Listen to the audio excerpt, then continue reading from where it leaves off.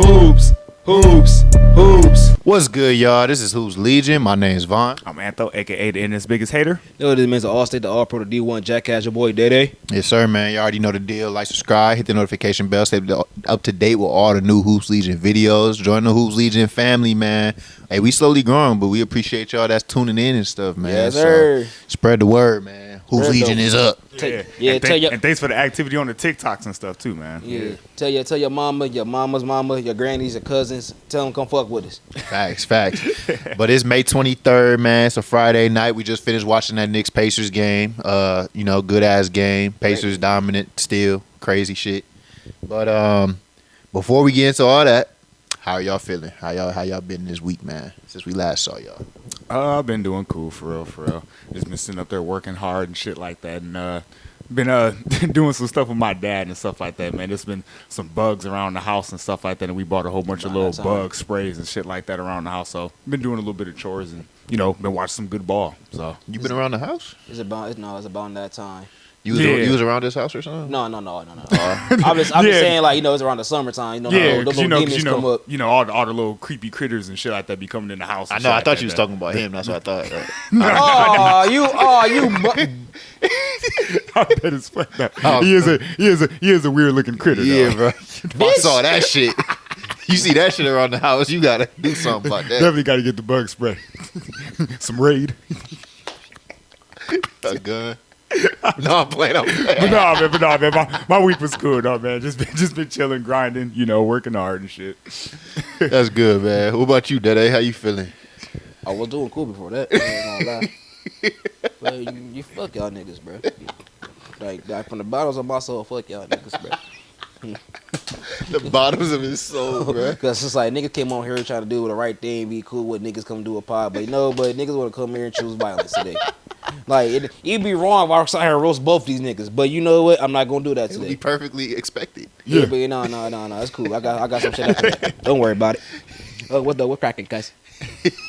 What's up, bro? He said he got some shit for us. Don't worry about it. Don't worry about it. Why you dap me up, bro? What's up? How your week been, man? It was cool. You feel me? Y'all been doing cool. You feel me? Been working out. You feel me? Getting buffs just in case I gotta check a nigga or something. Mm-hmm. Talking about you. Nah, he talking about you. He ain't talking about either of us. Nigga, whoever seems the message seems fit. Hey, y'all out there. Y'all But watch I've been out. doing cool. I've been hooping and stuff like that, working and stuff. Actually being more productive than I ever been. You feel me?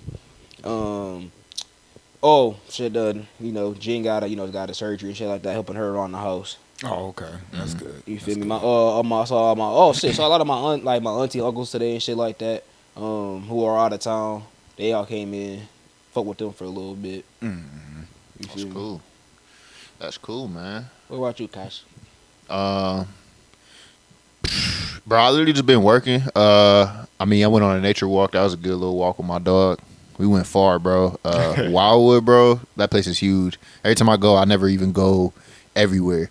I'm like, bro, you'll fuck around and get lost. I was lost. And I was like, I'm not trying to use my GPS, but at a certain point, I was like, yo, I'm about to just use this and get my ass back. I was like 35 minutes out. That's how deep I was. Damn. Yeah, bro. We was deep as fuck. Like, I was seeing shit I never seen before. Yeah. But yeah, it was. I had to walk 35 minutes back. Yeah, bro. You how far you go deep as fucking that shit, bro. You're thinking about like, damn, I could low-key hide a dead body back here. You really couldn't, cause like people was all throughout it.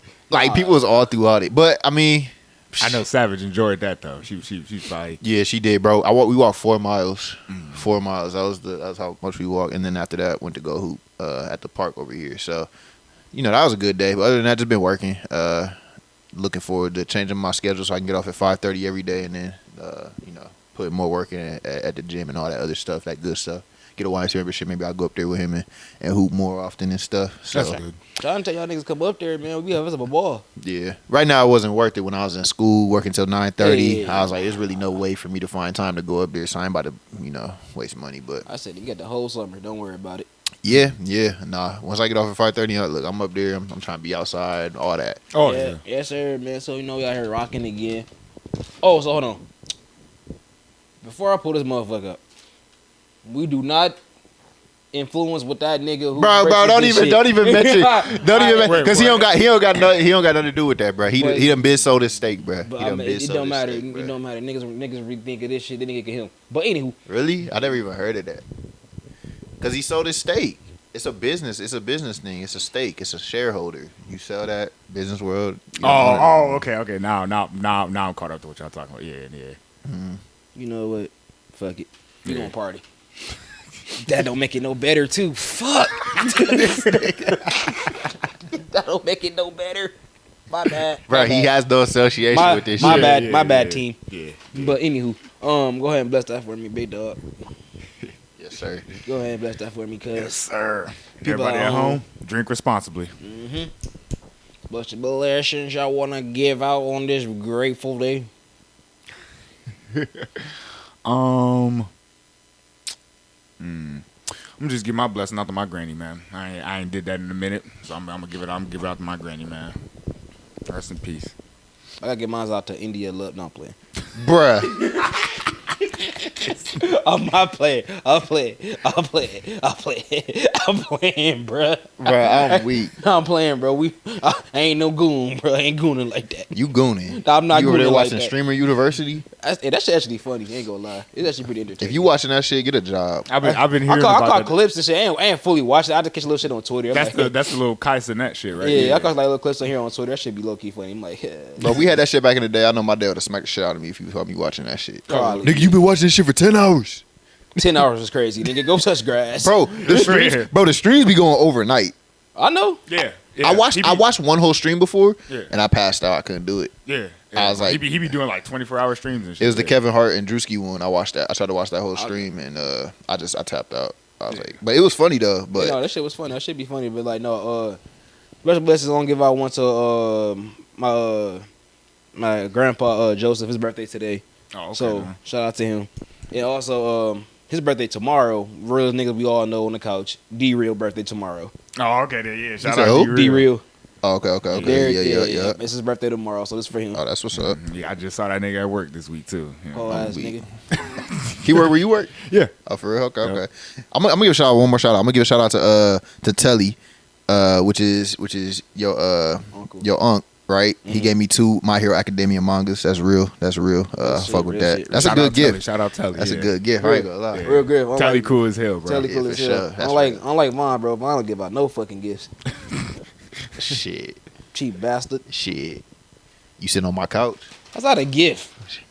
It is. I just said it's a gift. How's that a gift? You didn't give me this, nigga. This is what shit you been had here. I gave you the opportunity to sit on that couch and the oxygen to breathe in this apartment. That's not a gift, nigga. That's just that's just shared room. What the fuck is niggas talking about?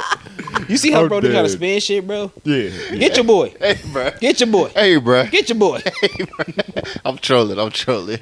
I'm giving a gift. I can't think of none though. What gift I done given? Not a damn thing. Insight. Insight's a gift. Nigga, I can't go turn that in. I can't flex insight on the gram, nigga. The fuck? I'm crying. Like, you see this shit? I'm crying, bro. What you get? Oh, that's an insight. You see didn't this? get it. That's the shit you didn't know, but I know it. Can't flex that. Anyways, bro. Talk about games should be sold. Fuck out of here. Anyways, bro, we got to get right into it, man. So we gonna start off the bat talking about the MVP award winner, which we've been waiting the longest for. Shai Gilgeous-Alexander gets MVP. Nikola Jokic comes in second, of course, and then Giannis comes in third. What do y'all think about him winning MVP? Also, throw this nugget in here, which is actually something that Dede brought to our attention, is that he's the first University of Kentucky alum to do so, to win MVP, which is crazy knowing all the people that's come from the University of Kentucky. So what's your thoughts on all of that? For one, bro, shout out to Shai SGA, bro. He didn't did his damn thing this season. You feel me? Last year, I feel like he deserved it last year for real for Yoke. But this year, for sure, he actually showed that, like, now through the playoffs in the regular season, dog been hooping, doing his thing, led his team, damn near everything. The fact everybody looks good right now, beating the dog shit over there to the Timberwolves. So real good. Yeah, bro, I got to give it to him, bro. You feel me? Like, he look good right now, man. The fact also, like, he's the number one, like, alum. When I saw that shit, I was like, the only one? Yeah. You think about the past, like, Kentucky Wildcats that came through the NBA. You thinking like, damn, you would think somebody at least would have been like one MVP. Mm-hmm. But he got it first. I'm like, so Resi, this nigga breaking records all out the whole fucking season. So I gotta give it to him. Yeah, you got Anthony Davis, Devin Booker, Karl Anthony Towns, De'Aaron Fox, Jamal Murray, Bam Adebayo, Tyrese Maxey, P.J. Washington, Tyler Hero, Julius Randle, Malik Monk, John Wall, DeMarcus Cousins, Rajon Rondo, Eric Bledsoe, and then the ones right now in the NBA: Casey Wallace, Chris Livingston, Oscar. Damn, I don't even know how to say his last name. That's crazy. I forgot what it was. But yeah, a lot of people, a lot of stars, a lot of good starters, a lot of good role players, superstars, even Hall of Famers. Yeah. So that's a crazy list. It actually is unbelievable to think that he's the first one, because you would think. I mean, out of this list, you could look at Anthony Davis, Devin Booker. Those both sound like MVP type guys. Yeah, they're MVP candidates. Yeah, for sure. De'Aaron Fox, he may not be that, but still pretty good.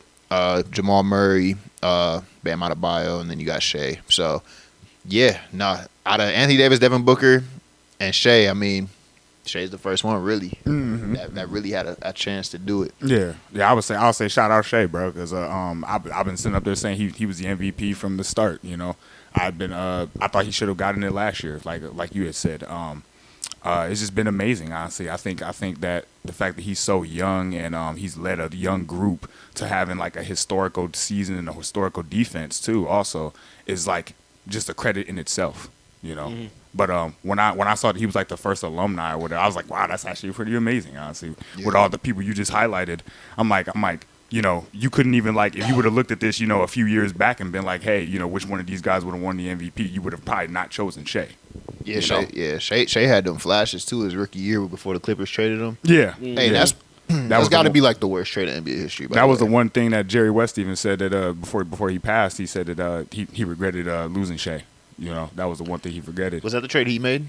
I think so, yeah. Mm-hmm. You still there? Yeah, you still there. Yeah, that's the trade he made. Mm-hmm. That's one of the worst trades in NBA history.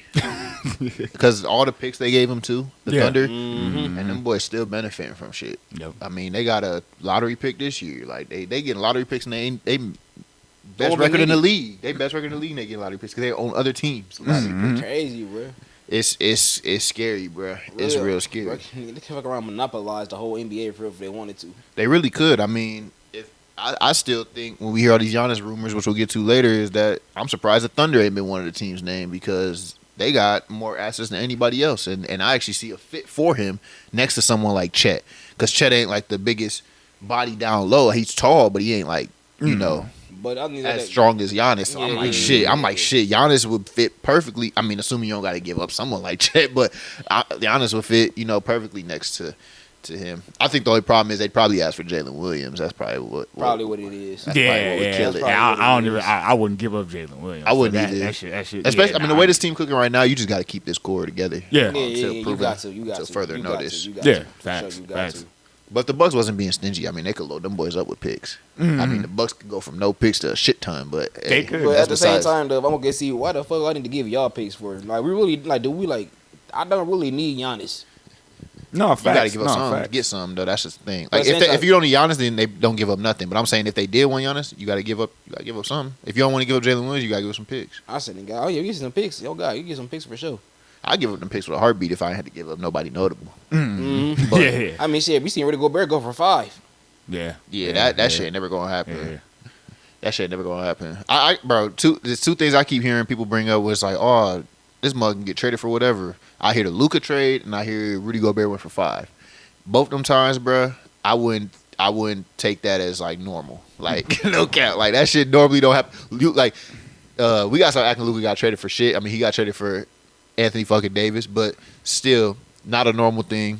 Same thing with Mikal too, probably. Yeah, like that shit usually don't happen. Like, that was overpaid. Like, where in that case, those were overpaid, and then in Luka's case, you would, I guess, call it underpay. But think about that, bro. Like the Sixers could have had Mikal Bridges, but they ended up trading him for some. Who the fuck they traded him for? It was in the draft. Right? Yeah, I was gonna say. It was in the draft. Yeah, they could have got him. He got traded for a player that's not even in the league no more, bro, which was crazy. But yeah, that's the Sixers for you. And his mom worked for the team and everything. I remember that. I was like, bro, what the fuck? Like, but yeah, bro. So, shout out Shai winning MVP. That shit's cool. I agree with mostly everything that y'all said. I'm glad he won it. Bro's been balling. And you know, I know they've been going in about the foul baiting and stuff. I do want to ask y'all about that. With all that talk going on, do you think the fouls that Shai draws are legit, or would you say that they're mostly just flops? Like, is there an actual talent in what he does? Some of the motherfuckers are egregious. I'm gonna say it's legit because it's like a skill to know, like, okay, to put your body in a certain position to actually draw a foul or to actually create contact. Mm-hmm. And I think it's a underestimated skill that a lot of players, you know, possess. Like even though Jalen Brunson, he's kind of similar to Shai in a way as the way he's able to draw fouls and shit, but he's not as frequent with it as Shai is. You know, and a lot of the times these teams don't even know how to guard Shai. They're just not guarding him correctly. He's just taking advantage of that. Yeah. I mean, shit, I don't know if I seen really like stood Shai up for it was Russ.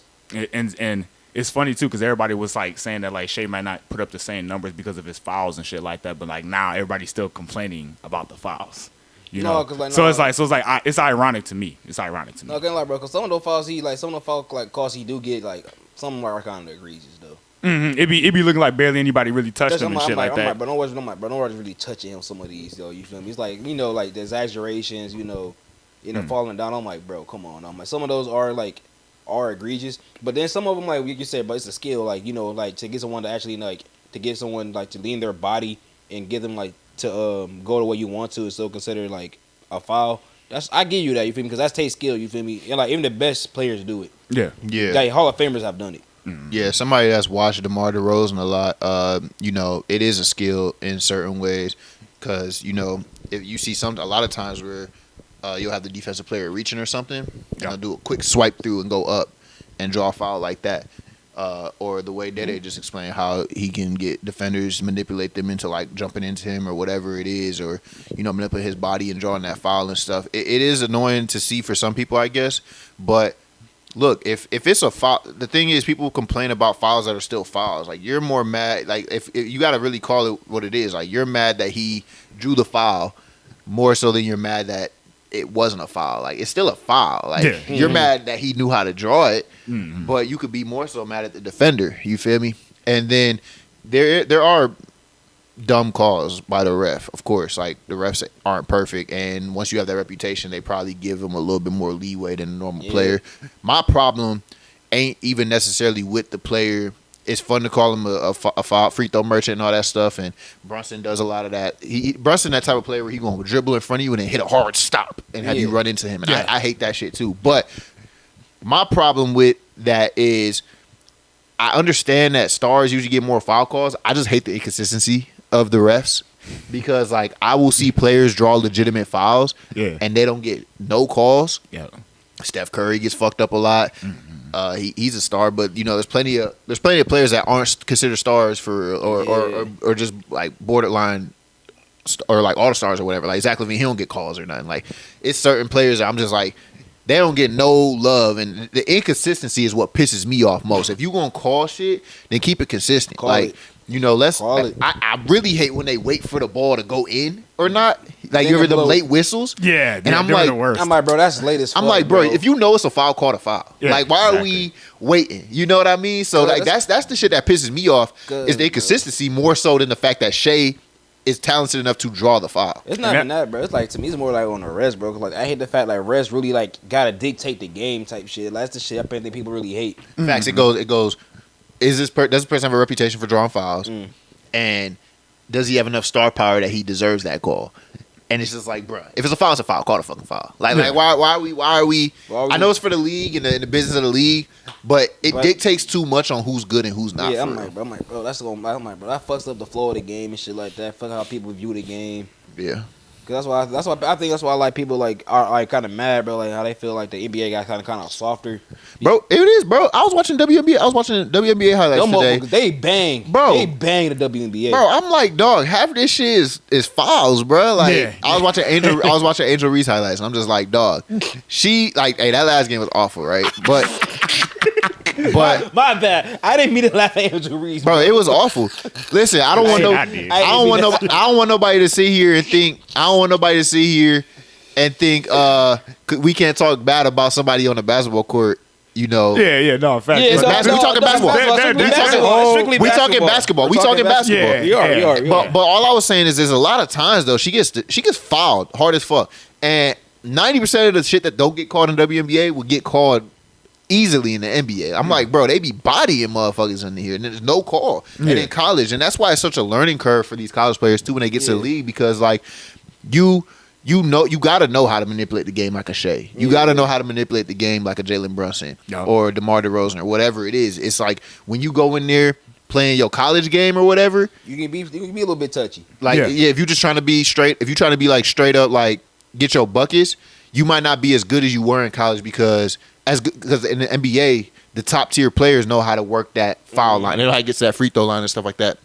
So it's a different game. So maybe that's why it's different for the rest. Maybe that's why they give more leeway to the stars and the role players, just to have it like make the NBA have more of a learning curve for players and more like a talent curve, I guess. And but yeah, the consistency at the end of the day, it does suck. But I get it. It's just it sucks, and I don't know. I just don't understand it. I do hate the jumping into players and shit. That's a That's kind of more like egregious. Yeah, I know they said they were gonna stop doing it, and then it like came back. So I was just like, I like the fact, bro. Like you feel me? Like they brought in rules for offensive players too. Like when they like for foul baiting. Now I can okay, actually give the defenders some type of like leeway now too. Because you can't keep giving an offensive player more leeway than the defensive player. It's like, bro, that's not fair. That means like I can't touch you. I can't, bro. What? I can't do this. I can't do that. Yeah. But you can sit there, bump into me, jump into me, or like hook me and shit like that, and I can't do nothing about it. That's not cool. I don't like that. Yeah, I like the fact that they're more on top of those kicking out the leg shooting attempts that some of the offensive players do and shit like that. Because we've seen that shit from like a whole bunch of different people and shit. They'll try to kick out their leg to try to get that extra foul and shit. Yeah, Do you?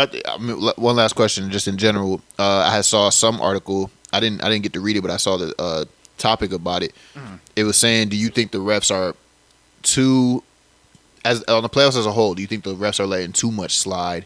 Because we've obviously seen a lot of fights or borderline fights, NBA fights. NBA fights ain't real fights, but you know what I mean. Like we've seen a lot of like heated moments and stuff because they don't really call it fouls. They kind of let them play a lot more in the playoffs. Yeah.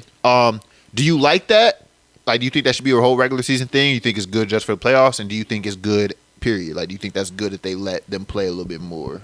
I think like for it to be the playoffs, because I think the playoffs should have like a different type of atmosphere and feel to it. Like I don't think it should be that simple to just get those little tic tac touchy fouls and shit like that. Like them allowing the players to be more aggressive and allowing a lot of the especially late in games, a lot of the players to kind of dictate how the game goes. They're not just calling a whole bunch of fouls. Yeah. Yeah, exactly, bro. Exactly like how it was in game one against the Pacers versus the Knicks. Like the last couple of shots, like they were bodies all over the floor, all over the floor, and nobody was really calling, like no fouls was called. Yeah, that's the type of stuff I like for real. That was why we really was entertained by the Knicks and Pistons series. Also, theirs was very scrappy. Exactly. I mean, like I feel like it is good for the playoffs, but I would prefer like a little bit more during the regular season too. Yeah, I wouldn't be mad at it. I won't be mad at it because it's like I prefer it because like you feel me. I don't want to just. I want to see a little bit of like resistance. You feel me? Like I don't want it like some type of blowback. You feel me? A little bit, right? A little bit. Not like to point like motherfuckers out there, beating their ass and stuff like that, getting kicked in the face and stuff. Yeah. But like more of like just a little bit. Yeah. Hey, we really got to bring back. Hey, I will say one thing I appreciate about OKC Thunder fans is they are wearing them shirts that they hand out and stuff. They really got a playoff atmosphere. But bro, please bring the playoff decals on the court back, bro. Like.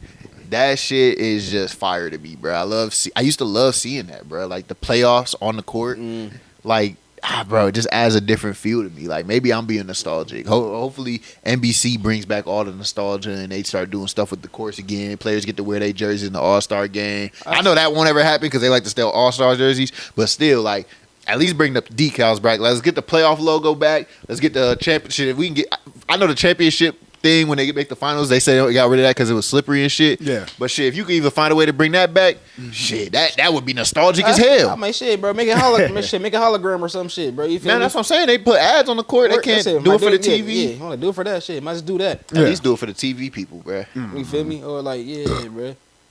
I would prefer that. Yeah. So the Nuggets ended up getting stomped out in Game 7 against OKC, 93-125. And after the game, Jokic had expressed some concerns about the main team's core, saying that they don't have enough to win anything. So I wanted to ask you guys, how do you feel about his comments in this roster that's currently constructed? Well, I ain't gonna lie. I feel like it was a little bit overblown because Michael Porter Jr. and Eric Gordon both were fighting injuries during them last series. You feel me? Michael Porter had the shoulder injury, and Aaron Gordon had the hamstring injury going on. So like, expecting them to really go out there and like produce is like, they ain't gonna be that much, bro. They're both hobbled, and the fact is, I would have said it at first, but I'm like, oh shit, they're injured. And the fact you forced OKC into a Game 7, that what we all said, like that was like the team to beat besides Boston. Yeah, and they actually did that. I say that shows like the core is actually like constructed well. It's just your bench. Your bench is the problem. Mm-hmm. You have nothing to compare to other teams' benches. You feel me? Like Russ and what's the dog name? I forget. Peyton Watson. And the other guy, light skinned dude. Julian Schroeder. Yeah, they did cool for certain games, but if you look through the regular season, we're like, Bud wasn't really playing him like that. Mike Malone was really playing him like that. Yeah. Mm-hmm. Mike Malone was really playing him like that. It was only like they were only like damn near like 7 guys deep in rotation. What was that new coach name? I know he looked like No David. Yeah. I can't remember. No, I forgot what his name is too, for real, bro. I keep on thinking he really do look like No David. You remember that shit? He really do. Am I tweaking? Yeah. He really do. But but the thing is, I feel like like the core needs. I feel like the core not the nucleus. Michael Porter Jr. Yoke, Aaron Gordon, and Jamal Murray. That's solid. It's everybody else around them that needs to be obstructed. Like, that has to be a little bit better. This the problem, man. This the problem with a team like the Nuggets. They almost in a similar position like the Celtics, where it's like, okay, they don't really have that many assets outside of their players on the team that they can trade to change up stuff. It's not like they can trade draft picks and get somebody really good in because they don't have that much to offer. But that's where it's like, damn, they have good players though that they can get from other teams around the league. So that's where you start asking, like, damn, should they change the core? I think Jokic's specific quote was like, we didn't win, so clearly our core isn't good enough. Yeah. And I feel, when he said that, I really didn't like that. Yeah, no. If that was I feel like as a team, it might damn nigga. If I was on 2K, that shit would have said minus 15% chemistry. Team chemistry. I swear. Oh God, I didn't like that, bro. I didn't like that. Yeah, but damn, popularity would have dropped. Yeah. But they didn't make a good point. Like, the bench would be better, but the thing is like, damn, you almost have to tap into that core because it's the only assets you have. You have good players. You don't want to be too top heavy. And Aaron Gordon showed some stuff, but man, Michael Porter Jr. wet the bed. Jamal Murray wet the bed. It's like them niggas can't play good unless they see yellow on the other team. Like, Michael Porter was hurt though, dog. This is the thing though. Like I don't even think it's overblown just because Michael Porter Jr. has always been kind of inconsistent, especially when you look at his numbers from the regular season when they translate to the playoffs. Well, when shit really started turning too is when they had him in trade rumors all year. The biggest rumor for them was that they were going to trade him for Zach LaVine. Yeah. And then ever since that, it seemed like his demeanor changed a little bit on that. Mm-hmm. So I don't know if he feels disrespected, if he wasn't locked in and stuff like that. Little stuff like that can affect the chemistry of the team. You never know what it's like really behind closed doors. It do. We was hearing reports about Aaron Gordon beefing with Russell Westbrook. We was hearing a bunch of stuff. They fired the coach damn near late into the season. Yeah. And it was going on with the higher ups too. Yeah, he was beefing with the higher ups. So it's a lot of turmoil. It makes sense on why they got eliminated. I'm surprised they even beat the Clippers. But yeah. I was surprised they even forced a Game 7 in this series. Yeah, but that just show you how great Jokic is for real. Yeah. But yeah, no, like Man, fuck that, man. Russ showed his ass off this playoff. He did, man. he did, Fuck he that, did. man. And shout out Aaron Gordon because he went there and refuted the reports. He didn't refute the reports, but he's just like, bro, it's basketball. People disagree all the time, bro. The way the media be reporting is funny. It's like if me and Dede was on the team, bro, me and Dede would probably fucking argue at some point, and them niggas would report on it and be like, bro, y'all don't get it. Like this shit's normal. That's bro. Like people are like, I feel like for people who never played sports or had like some type of bond with brothers or shit like that, y'all going to bicker. Yeah. In Facts. business, you're going to bicker. Facts. It's always never going to be, gum job or ramp. It's never going to be Because y'all that. trying to win. At the end of the day, if y'all come to the same conclusion that we just trying to win and y'all really move past it at some point, you feel me? But And it did work, bro. Like you see, like they were working. yeah, it did. But to your point, like if they're gonna improve their bench, and this is the problem with the new CBA. It's like we got second tax apron and stuff like that. It's like, damn, these teams win one chip and now everybody gets paid. They talking about Christian Brown about to get $30 million now. Yeah, I So saw it's that. like, damn, like are they about to let him go now? So it's like, I do think they make a move. I think they do trade Michael Porter Jr. and get multiple players back that fill out their bench better. And I think they pay Christian Brown because Christian Brown was hooping. yeah, He was, yeah. he was, So he he was. almost do deserve that contract. I don't see them let him walk like they did KCP. No. Because he's still young and he developed as a shooter. He got athleticism. His defense need work. It do, but I could see Michael Porter Jr. being somebody that other teams want for sure. I mean, he's a 6'10" shooting wing, bruh. Like that has a championship. Like let's give some respect to this dude. Like he's a sniper, and Michael never swing the rock. Porter Jr. is gonna get you some buckets.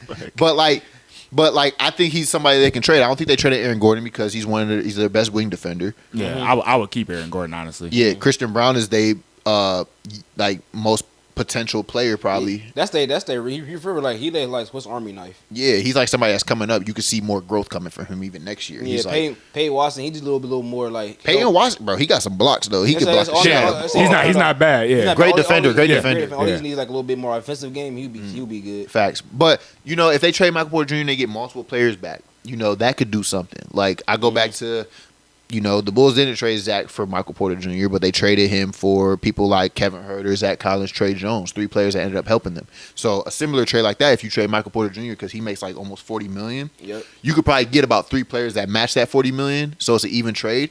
Those 3 players can slide into your rotation and you make your bench deeper.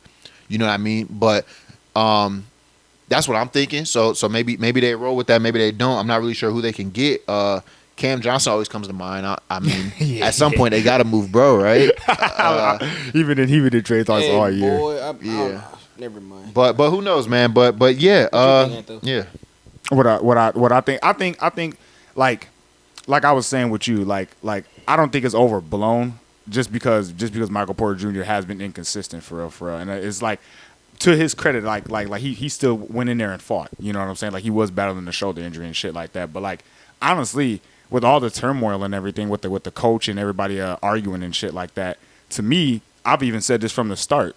It's the bench. You know what I'm saying? Like really what Jokic is even talking about is just their depth as a team overall. Like he's looking at the OKC Thunder, he's like, damn, these dudes, threw Alex Caruso on me. Like, you know what I'm saying? Like that's a bench play. Box that big ass nigga. Yeah, you know what I'm saying? So he's in a way, Jokic is kind of looking at the team overall and just kind of saying like, yeah, but we need to add more guys that can contribute. Yeah, exactly. And I agree with him 100%. Yeah, and I feel like for real, I feel like, bro, like, and I love DeAndre Ayton. I mean, DeAndre Jordan.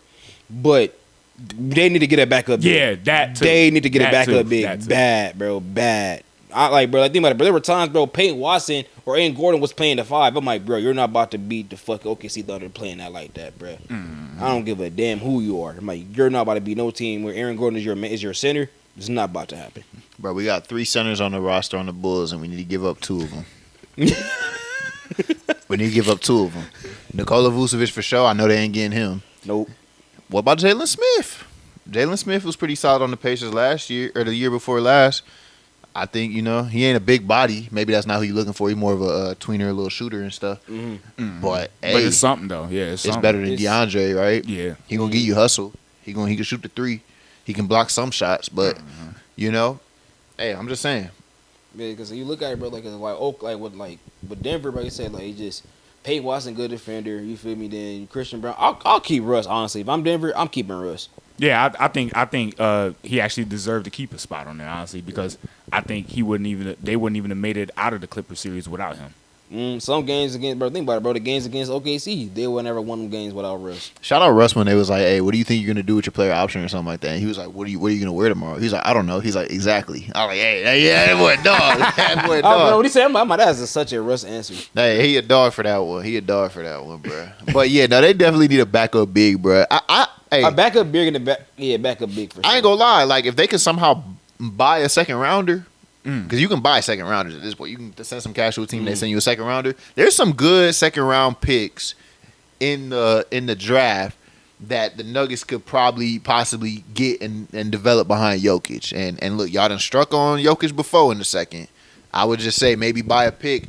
There's a couple centers in the second round that they could probably snatch if they really do something with that. You can get a center in the second round this year. So I would look into that. When we get to the draft, y'all gonna see what I mean. But it's definitely some second round like centers where it's like, hey, the Nuggets could use this guy. 7'3". I'm talking about guys that's 7'3" in the second round. Like, some big bodies they could get. Very big body. I said, yeah, bro. Like, honestly, bro, I keep saying this thing.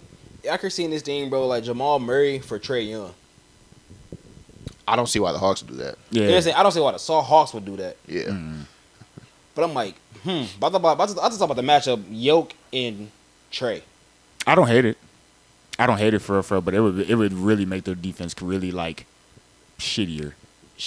I mean, you got to put a lot of like Christian Brown. Yeah, Christian Brown would have to step his defense up for real. Yeah, and then Aaron it's like Gordon. Then you probably got Paint down and said Yeah, I don't know, man. Yeah.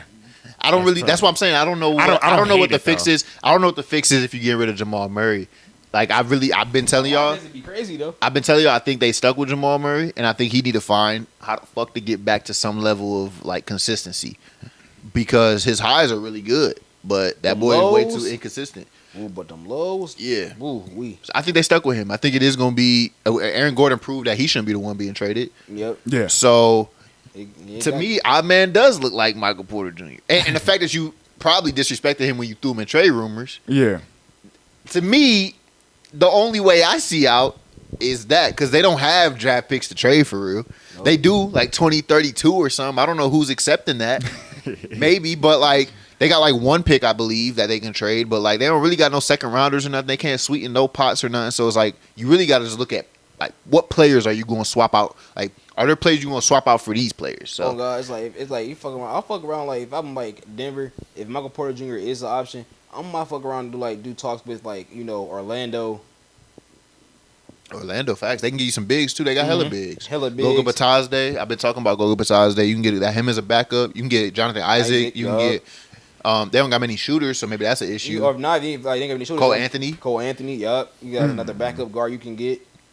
That's a good idea, actually. Like, I fuck with that. The Magic would benefit too because Michael Porter Jr. is a shooter. Would. Yeah. That's actually a great idea. Like, that's a good idea. He would fit perfectly next to Paulo. Oh God, bro! Like have him pay the three. He's actually like, yeah. Oh God, I would do that if I was them. Shit, maybe even look at the Cavs.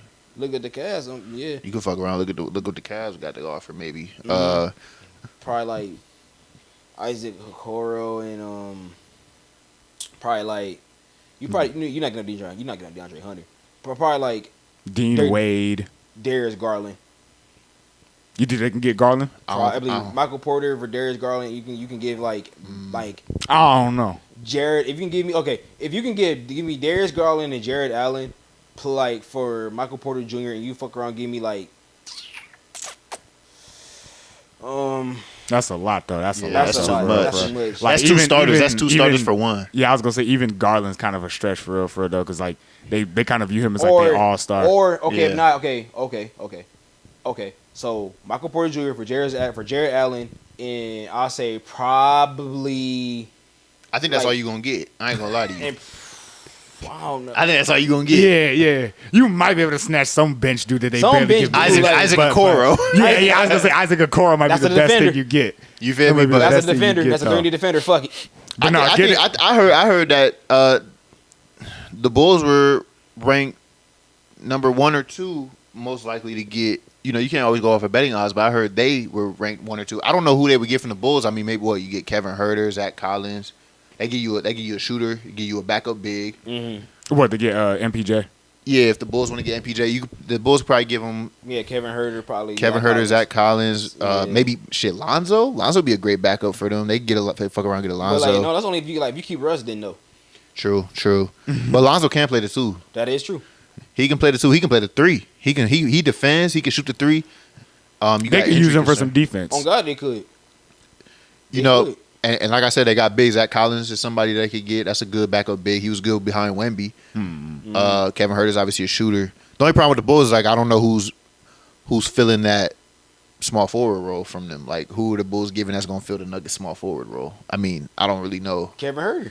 He could, but then you might as well keep Michael Porter because, like, he ain't giving you defense. They would just have to end up starting either Strasser or But the thing about Peyton Watson. Yeah, Peyton Watson or something. Think about it. You still have Zoe, that's a good defender. You still got a backup big. They will make their team drastically shorter. Is all I feel. Drastically shorter, but at the same time though, they be more deep, more defensively stout than they were this year. No, I think Kevin Huerter ain't giving you that much on defense. Like, he's solid, but I'm talking about Zach Collins and Zoe. Oh, okay, yeah. And then throwing Peyton into the starting lineup. Yeah, they'll pay into the starting lineup for if you really want to. But he ain't an offensive threat though. Yeah, but he would just be strictly in there for defense. I ain't giving you niggas IO. I know niggas is watching. They thinking, hey, say IO. Fuck off. That was a thought. Off. That was a thought. Trust and believe that was a thought. Hey, I will cry. Like, that's probably the number one nigga on the team that would hurt. I say not as a starter, but y'all know I love IO. That would hurt. That would hurt. Yeah, he probably won't be a starter for Denver, but he'll definitely be a great backup. Trust me, he'll find his way to be a starter. One thing about IO Dosunmu, he always find a way to make that impact. You got to keep in mind, he is a disciple of Alex Caruso. Just keep that in mind. That's all I'm saying. He's a disciple. Oh wait, man. Speaking of Alex Caruso, him being on the Thunder. Let's talk about the Timberwolves. Ooh, that boy, bro. Alex, man. I love to see it, bro. I love to see it, bro. When he was guarding Jokic, bro. Yes, bro. He switched on to Julius. Bro, oh my God. No, you seen that shit? Like, you see him play against Yoke, bro, game 6. Yes. Then, you actually see, he actually was bothering Yoke down the line. I'm like, is he actually bothering this nigga? He does that. Bro, I've watched him for years. Like, I've seen him stop Giannis in a fast break. And I'm like, nigga, how? Like, how? Bro, that's how I feel like, bro. When you're literally a defensive minded ass player, yeah, you just know how to guard players. Listen, it's a win-win trade. Bulls won, Thunder won the trade. Bulls got a young star, and the Thunder got a goddamn menace. We done seen Caruso on the Lakers. That boy is a champion, bro. He's a fucking champion. Through and through, that motherfucker is going to make winning plays, bro. He makes winning plays. Like, that's literally straight up. Like, if you think of winning plays, it's Alex Caruso. Like, winning plays, dead ass. That's a box, bro. That's really box city, bro. He really will box your best player up. Like, he won't see a lot today. In 20 minutes, he had, an amazing game in last series. It was 20 minutes, he had, 20 points and that game, 3 steals, 2 blocks. Like, this dude is literally a stat sheet stuffer. That game 5 was crazy. His performance in game 5 was immaculate. They lost that game too. But he balled out. He did ball out. He balled out. It came to the last shot though. He had a plus 40 on a plus minus. I don't even know. Hey man, so Timberwolves are down 0-2 to the Thunder. Bro, so all right. So legitly, do y'all think they're on the verge of getting swept? I don't think they're on the verge of getting swept. It does look ugly. It does look hella ugly. I think they can at least get a game though. I still think they can. The Thunder finish this out in 5. I'm still gonna give them the benefit of the doubt that they get a game on this, but they got to sit up there and quit crying about SGA and these fouls and shit like that, and actually just play. That should be a focus going forward. I think their coach should be telling them like, hey, bro, us sitting up there crying and shit like that ain't gonna really win us the game, win us no series. So it's like we need to kind of get back on our shit for real. And another thing, I think they need to have a better defensive strategy when guarding Shai. I think they need to try to force Cason Wallace or Jalen Williams or somebody else to actually try to beat them. Make Lou Dort get a couple ISO possessions. That's what they. Yeah, for real. They need to force it. from Shai Gilgeous-Alexander, bro, because he's the only, like, he's literally killing them and it's opening up the floor for everybody else to do shit. You know, Rudy Gobert and literally, you know, regressed back to normal Rudy Gobert that we've been seeing and shit like that. Matchups, baby, matchups. Dropping passes and shit again and everything like that, looking like a defensive liability. So Matchups, baby, matchups. yeah, but I definitely could see why people would say, yeah, it looks like they're going to get swept for real, for real.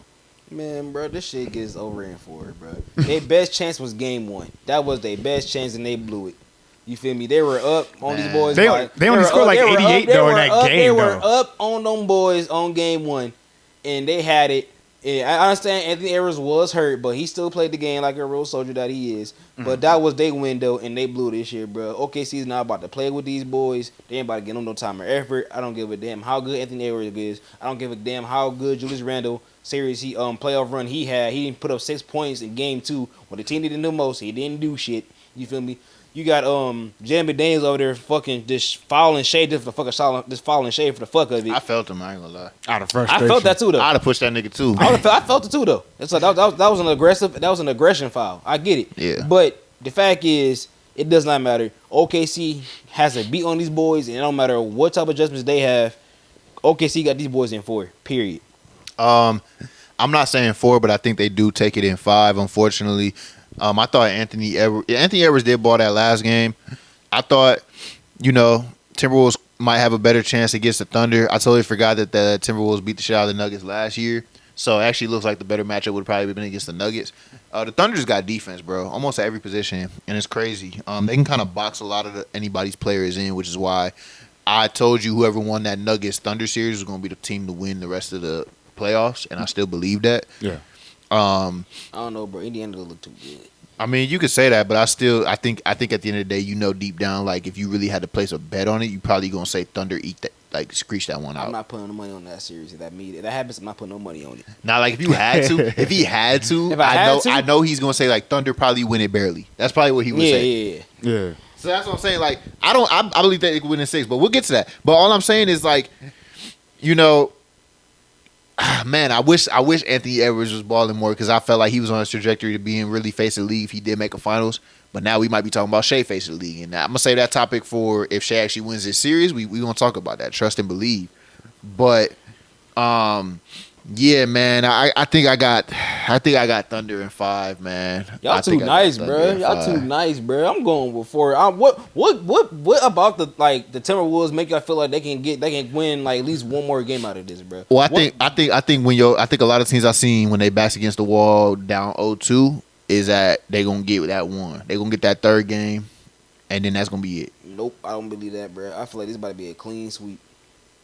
I would believe that a little bit more if they were already up 3-0. Like if they were already up 3-0, then you can't do that, bro. Because now they back in Minnesota. And since the series is heading back to Minnesota, you know, what that mean? They're gonna be more comfortable on the home floor. So then you still get your ass beat on your home court. No, you can. Yeah, you can for real. But I'm not gonna sit up there and just count out Anthony Edwards just because he's down 0-2. I'm going to. Because it's not like he hasn't been down before in the series before and still kind of came back and got a couple dubs. He ain't been down 0-2 before. He probably has. Yeah, I don't know. He ain't been down 0-2. I don't know. He probably has. I don't know. No, he has not. He has not been down 0-2. This nigga. I'm just saying, bro. As we said, bro, like before the party even started, we even said, bro, like looking like this year, nigga, it's really hard for niggas to come back from 0-2. It is. So, matter of fact, teams in NBA history to come back from down 0-2 in the conference finals after losing the first 2 games at home is none. So it doesn't actually matter for the Timberwolves, but that does matter for the Knicks. So you feel me? Fate is now like fate is not in their favor. The Timberwolves though, that's for home teams. So it's possible, bro. It's possible. I don't know, bro. I don't think so, bro. I really feel like OKC got these boys numbers and got them boys checked in, locked in I said 5. You arguing one game, bro. Cause that's too. Like that's we too still generous. got that's a gentleman's sweep. That's too generous. Ain't nothing gentleman about this. I'm about to beat your ass in 4. I don't think I'm about to get my broom. Matter of fact, Shai got the broom, J Doug got the dustpan, and Chad got the garbage bag. So we about to get these boys out of here real quick. Bruh. Real quick. Ain't about to be no snake. Nope. Get them, tie that shit up, put it in the hefty bag, glad with a glade, whatever you like. We get them boys out of here in 4. Say it with me. 4. Last time you made a prediction, your team got First of all, look here. First of all, let's talk about that. Ain't no nigga predict this in this NBA playoff run right now. This shit we watching right now, I swear before God, anybody pick this shit, either being a psychic, being from the future, or just on some bugs or some straight drugs, because ain't nobody fucking picking this lineup, bro. Fact. Or your ass don't really watch it, you just pick two teams because you like the colors. Yeah. Or you just drunk shit and just said, I'm a big Pacers in OKC. You know what I'm saying? Like that's just some drunk shit. I'm like, nigga, nah. It's like, nah. You in it, nah. Some drunk shit. Why you talking about that ain't like that? Clearly it didn't work. Anyway, man. Clearly it didn't work. Let's chop it up about this Knicks and Pacers series, man. So the Knicks is down 0-2 to the Pacers, and I guarantee Tyrese Haliburton is definitely confident in this damn sweep, Bro, hey, he had better have won that damn OT after doing that bullshit. I'm like, hey, bro, you have to win the OT. Hey, bro, Tyrese, get the fuck off Twitter. Get the fuck off Twitter, bro. Stay on Twitter, Tyrese. Nah, stay on Twitter. Get the fuck stay off Twitter. Stay on Twitter, because you making this shit way more lifer than what it need to be. Thank you. All them niggas that voted him is the overrated player, bro. This is on y'all. I'm sorry. This is on y'all. Why LeBron trying to get his tweet out like he ain't vote that shit? Yeah, you voted that shit, bro. No, you know you was the first one. He always be trying to act like he was always supportive of you. Ain't right, bro. I ain't never heard you talk about no damn. Nigga, you ain't rock with this nigga like that. You ain't never hear no damn Tyrese Haliburton. You ain't rock with dog like that. Talking about trying to be like, hey, I ain't vote that. Nigga, he today probably the first one. Probably was the first nigga. My nigga, you the best nigga. You the favorite nigga in the NBA. I'm pretty sure you get the first vote. Adam Silver, release the list. Expose these niggas, man. They out here fraudulent with the shit. Man. Niggas ain't been releasing no list though. But I know he voted for that nigga. We know that nigga a liar, nigga. Oh no, bro. I'm a liar. I know when a liar nigga lying. That's crazy. So what's y'all thoughts on it? And then I got another question. Like who do y'all think is a better playoff performer between Tyrese Haliburton and Jalen Brunson? So I'm gonna say this Knicks Pacers series, bro. I did not expect the Pacers to actually even be this far, let alone be up 2-0 on the Knicks. On top of that, this man Tyrese Haliburton's clutch as hell. I gotta say though, between this Pacers and Knicks series, man, the Pacers still play team ball, bro. They move the ball around. Tyrese Haliburton is a really good hub. He's a really good passer, high IQ player. Hits tough threes. That shot unorthodox, but he can hit that motherfucker in your face. On top of that, the Knicks seem to go way too much to ISO ball with Jalen Brunson. They go, straight into off screens where he grabbed the ball at the top of the three, and then he'll try to go downhill and get a shot or something like that. That shit ain't working, bro. On top of that, Pascal Siakam look like he back in Toronto. On top of that, Jim Carrey. Not Jim Carrey. The Pacers coach. Twin Jim Carrey twin. What's his name? Rick Carlisle. Rick Carlisle. He been coaching his ass off. He got them boys running. He got them boys playing defense. He got them boys playing to their style. Like, their style has stayed the same in the playoffs, and that's why they're successful. Yeah. A lot of teams change their style up. They think it's playoff time. They think it's ISO Jalen Brunson time. No. Tom Thibodeau, listen, I know you done made a conference finals before. I was there. I witnessed it. I loved it. But listen, you going to have to make some adjustments. You going to have to, I know, look, listen, Tom Thibodeau ain't the best offensive coach, bro. He can coach us some defense, even though that shit low-key been failing, especially with Cat on the court. But listen, that offense, it's been times as a Bulls fan back in 2011 when I was watching D-Rose, I'm like, bro, why we just giving the ball to D-Rose? Now, I know D-Rose had less options than Jalen Brunson did, but there was times where I'm like, bruh, like, this shit's predictable, though. Like, we are losing. Like, they are putting prime Miami Bron on D-Rose, and we just keep going to him. You feel me? And that's the shit that would piss me off. So I'm seeing the same thing right here with Jalen Brunson, but Jalen Brunson actually got fucking options. I mean, Joakim Noah shot with two hands. I can understand why you gave it to D-Rose. but we talking about Jalen Brunson got Mikal Bridges, who averaged 20 at one point on another team. We got OG Anunoby, whatever. I fuck his name all the time. Who averaged like 15 or 16, whatever, on the Toronto Raptors. They got Karl-Anthony Towns. I don't know what's up with him. Best shooting big of all time. Ever since them Zesty edits came out, though. But all I know is they got weapons, bro. They got weapons, and they keep going to Jalen Brunson. But what I noticed in the clutch, especially in Game 2, is Tyrese Haliburton, they was hitting Pascal Siakam in the mid-range, even though he didn't really make a lot of them, but he was getting the shot opportunities. Mm-hmm. They was hitting TJ McConnell was having some shots. Miles Turner. Miles Turner was open in the corners a lot. Nembhard, bro. They play their game throughout the whole game. They don't just go to ISO ball. They move that bitch around. Exactly. They never switch their game, and that's probably why they're on top here, because they are still playing true to their identity. Yes. Whereas the Knicks, the Knicks probably are playing true to their identity. I mean, Jalen Brunson won Clutch Player of the Year. I get it. But you can't get caught up in the narrative to where it's still a team sport. It's still a team sport, bro. And they are focusing on Jalen Brunson. I mean, the 3 that he came down and took in game 2 was bro, with 4 seconds left on the clock, I'm like, that is not a good shot. And you pointed out Cat was wide open. So it's just like... I'm like, Cat wide open. You know? Clearly they didn't trust Cat in that game too, because Cat didn't come back in until basically about 2 minutes left. That's crazy. Yeah, facts. You know? It just seems like the Pacers just kind of like their system allows them to score the basketball a little bit easier than what the Knicks are. Like they don't have to work as hard to get a bucket. You know what I'm saying? Exactly. The Knicks have to work hella hard through fucking Brunson. If Brunson ain't doing nothing with it, ain't nobody else doing nothing with it. You know? Mm-hmm. And I feel like, bro, like it's just the team, like once again, no. I thought the New York would come in here and beat the dog shit out of Indiana. Yeah. Once again, you bro, thought it was gonna be the dog shit. I thought we said it was gonna go 7. No. We said 7, but I'm thinking at first, I'm like, the first 2 games is gonna be in New York. Mm-hmm. But no, first I'm like, but then you look at it, bro. Like think about it, bro. New York was up on Indiana both these games going into the 4th, and I think it was Reggie Miller, bro, made a good point, bro. Like during the live broadcast today, he said that Indiana, they just gonna hit you with straight jabs, just to stay like, you know, like a boxing. Yeah, hit you with straight jabs. You feel me? Nothing pretty, no overhands, no good punches. Just keeping himself in, like, you know, within the game. Yep. Then later on, nigga, like that 4th quarter. Now here comes a barrage of this hooks, overhands. You feel me? Big time, basically, you know, big time threes. You know, dunks, fast break points, defenses. Like you feel me? That's when they start turning up on your ass, because I like that they keep themselves within arm's distance. They don't ever let themselves get too down to play, you know, to win a game. Mm-hmm. And I thought what it is, bro. Like you said with Tiz, bro, like, you know, like he gotta. In other words, you're saying like the Pacers kind of wear the Knicks down, and then in that 4th quarter they're like, oh yeah, we still got that extra boost of energy left. Exactly. And then they use that shit to kind of go back on these comebacks. Exactly, bro. Comebacks. Like, bro, if you looked at it, bro, like, bro, Tyrese Haliburton was literally on the bench for a minute, and that's when when he was on the bench, that's when the Pacers went on their run. Yeah. Mm-hmm. They can actually sit him and actually still maintain the run a comfortable offense for real. Exactly, but I like about his game is, bro, like you said, but like I think Brunson's the better player.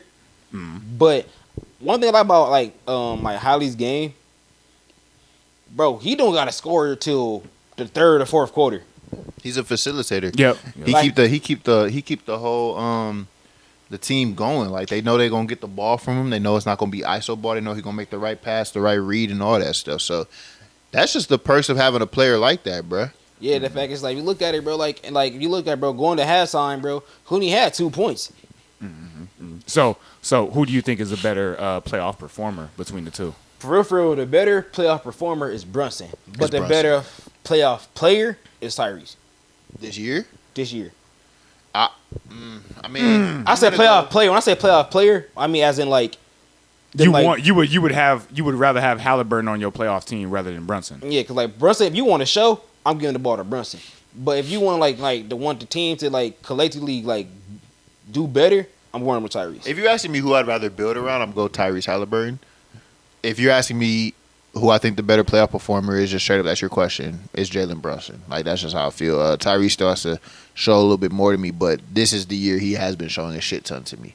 Even though he got ready with a double dribble in that game 1, but that's here nor there. I'm weak, but yeah, he been showing a shit ton to me. So I don't even like comparing. I know it's your topics. I hate comparison topics. Like, I just do, because like I don't even want fans to be like, oh, he choosing such and such over. Like, I think they're both great, but Jalen Brunson just has more of a resume. So I guess if you ask me today, but if I'm a GM, I'd rather have Tyrese to build around. I think me personally, I think it'd be easier for me to build a team around Tyrese Haliburton than it would be to build around Jalen Brunson, just because, you know, Jalen Brunson is almost an anomaly. I mean, bro, like basically 6'1", and he can do things that most people can't do at that size. You know, he a big body.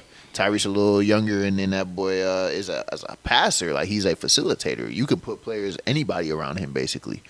So Mm-hmm. Two different things. I agree with both of you guys. Definitely, Jalen Brunson is probably the better playoff performer. He's pretty much led the playoffs in scoring, I believe, the last 2 years that he's been in it. So I would definitely give him that nod on that front for real.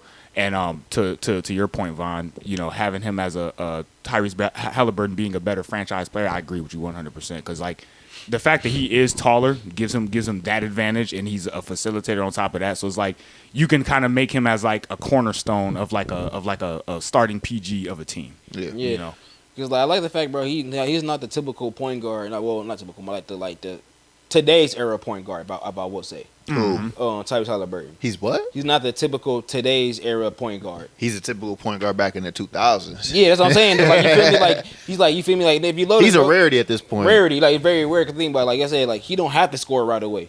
It's refreshing though. We need more players like that. Him. Who's like that? Him. Not that many. Josh Giddey. Yeah, Josh Giddey. Trey Young, maybe. Shit. Who else are we missing? Not that many, bro. I'm missing someone, man. I'm missing Ain't someone. that many. Like true facilitator first players. Is Oh, Trey Young a facilitator first player? I mean, he almost is. You could say he is just because of like how he shoot first, low key. He shoot first. So I feel like he had balance. He's a great passer, but he still shoot first. Shoot first, bro, like a Rondo type. Like Tyrese is like a Rondo type. Yeah. Josh Giddey like a Rondo type. Ricky Rubio type. Yeah, Ricky Rubio type. We don't see that a lot. We don't see a lot of guards like that. Like starting point guard is not a lot of guards like that, bro. Lonzo was before the injuries. Mm-hmm. You don't really have that shit no more. Yeah, because like I said, bro, like I said, he didn't like the last couple of games. He didn't maybe start LaMelo. off. I don't think LaMelo will pass first. Who, LaMelo? I don't think he more of a jacker. He more of a gunner for real. Yeah. He not a. He has games where he's passed first. That's for sure. I feel like he not to read the court, but I feel like he not to read the defense, but I feel like he more of a. It's a rarity, man. He just like he feel whatever the fuck he need to feel like he need to do. It's really a rarity. Tyrese Haliburton is like a dying breed of point guard because point guards nowadays are so like basically shooting guards, like shoot first guys. You know they have the ability to pass, but Tyrese Haliburton is like a refresh of a point guard. The Jason Kidds that we used to have, the John Stocktons, the CP3s. Hey, bro, I didn't know how good John Stockton was back in the day until like I looked at his old clips and like in his stats and shit.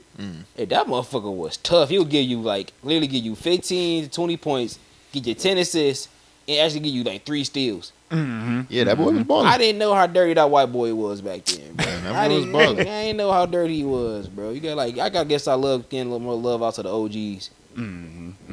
Yeah, bro. Yeah. I think that boy that boy Tyrese Haliburton probably went into the Knicks and probably just crapped all over their fucking business. You know when you guys fucking say that, I think that if the Knicks are trying to get back in this fucking series, bro, I think that Brunson needs to come in there. He needs to hoop better. Josh Hart needs to be better. Mikal Bridges needs to step up. People like Tyrese Haliburton should not be able to walk in there and just do what the fuck they need to do for real. I think fucking Brunson and Overboy need to go back in Indiana and handle their fucking business there for real, bro. So then that nigga Brunson and all the rest of the Knicks can finally be the standing on business players of the week. I'm weak. And Vaughn, drop the beat. I got you, man. Standing on business, nigga. You standing on business. You standing on business. Yep. Hey. All right, man, bro. It's been a great week of NBA hoops, man. We've had some crazy ass moments this week, bro. You feel me? Tyrese Haliburton doing crazy shit. Shai doing crazy shit on the other end. Other guys in between, the role players. I hope you guys got some good ass picks from me. Yeah, for sure. Day, kick us off. All right, bruh. So, my stand on business player of the week is I'm running with the WNBA and the NBA teams from Indiana. The Indiana Pacers and the Indiana Fever. Both motherfucking teams has been pulling up an epic. I don't know what is going on in Indiana right now, bro. You feel me? You feel me? Right now, Pacers are up 2-0 against the New York Knicks. Matter of fact, they're doing this shit away. And then the fact they're going back to Indiana, bro. Might fuck around, close the shit out on 4. Who knows? Then you got the Fever. Man, stop. Bro, You what? always want a sweep. I'm just saying though, the fact they're doing it away and they got to go back home to do it too. Yeah. Like they might be sweet. Who knows? Then you got the Fever, bro. You feel me? Out there handling fucking business out there, bro. You got Lexi, you got Caitlyn, you got Leah Boston. You feel me? Matter of fact, bro, they might fuck around, they might mess around, bro, and be the WNBA champions of the year. I'm not saying that. I'm still running with the New York Liberty because they do a little bit better. They are a little bit more deft. Yeah. More knowledgeable, but the Indiana Fever has been balling, bro. Being the team collectively as a defensive wise, scoring, putting up belt to ass on players, bro. Bro, the height of Caitlin Clark in her career is gonna be crazy. What was that like record she just broke, bro? The fact that she's number most 3 double doubles. No, she's number 3 in triple doubles. But she's all time history. She's got the most double doubles. Most double doubles. But the fact about this though, bro, she's ranked number 3, tied with Candace Parker in most triple doubles in WNBA history. That's amazing. And she only played 52 games. That's amazing. Nigga, she might fuck around and be number 1 by next season. Bro, she's a pioneer of the WNBA. Like the WNBA is a new league, but she's pushing it. She's basically like if we saw she's an ambassador of it. Yeah, it was like we saw Michael Jordan. She's basically if we saw like Wilt Chamberlain today. Like she's there like, you know, new era. But it's like, you feel me? But like, no, not Wilt Chamberlain. Yeah, Michael Jordan's a better. Michael Jordan, but like the fact, bro, like the whole like I'm not saying her, bro. The whole Indiana Fever looked so good, bro. Yeah. Like they all look great, bro. So like every team in Indiana. What way? What? In what way?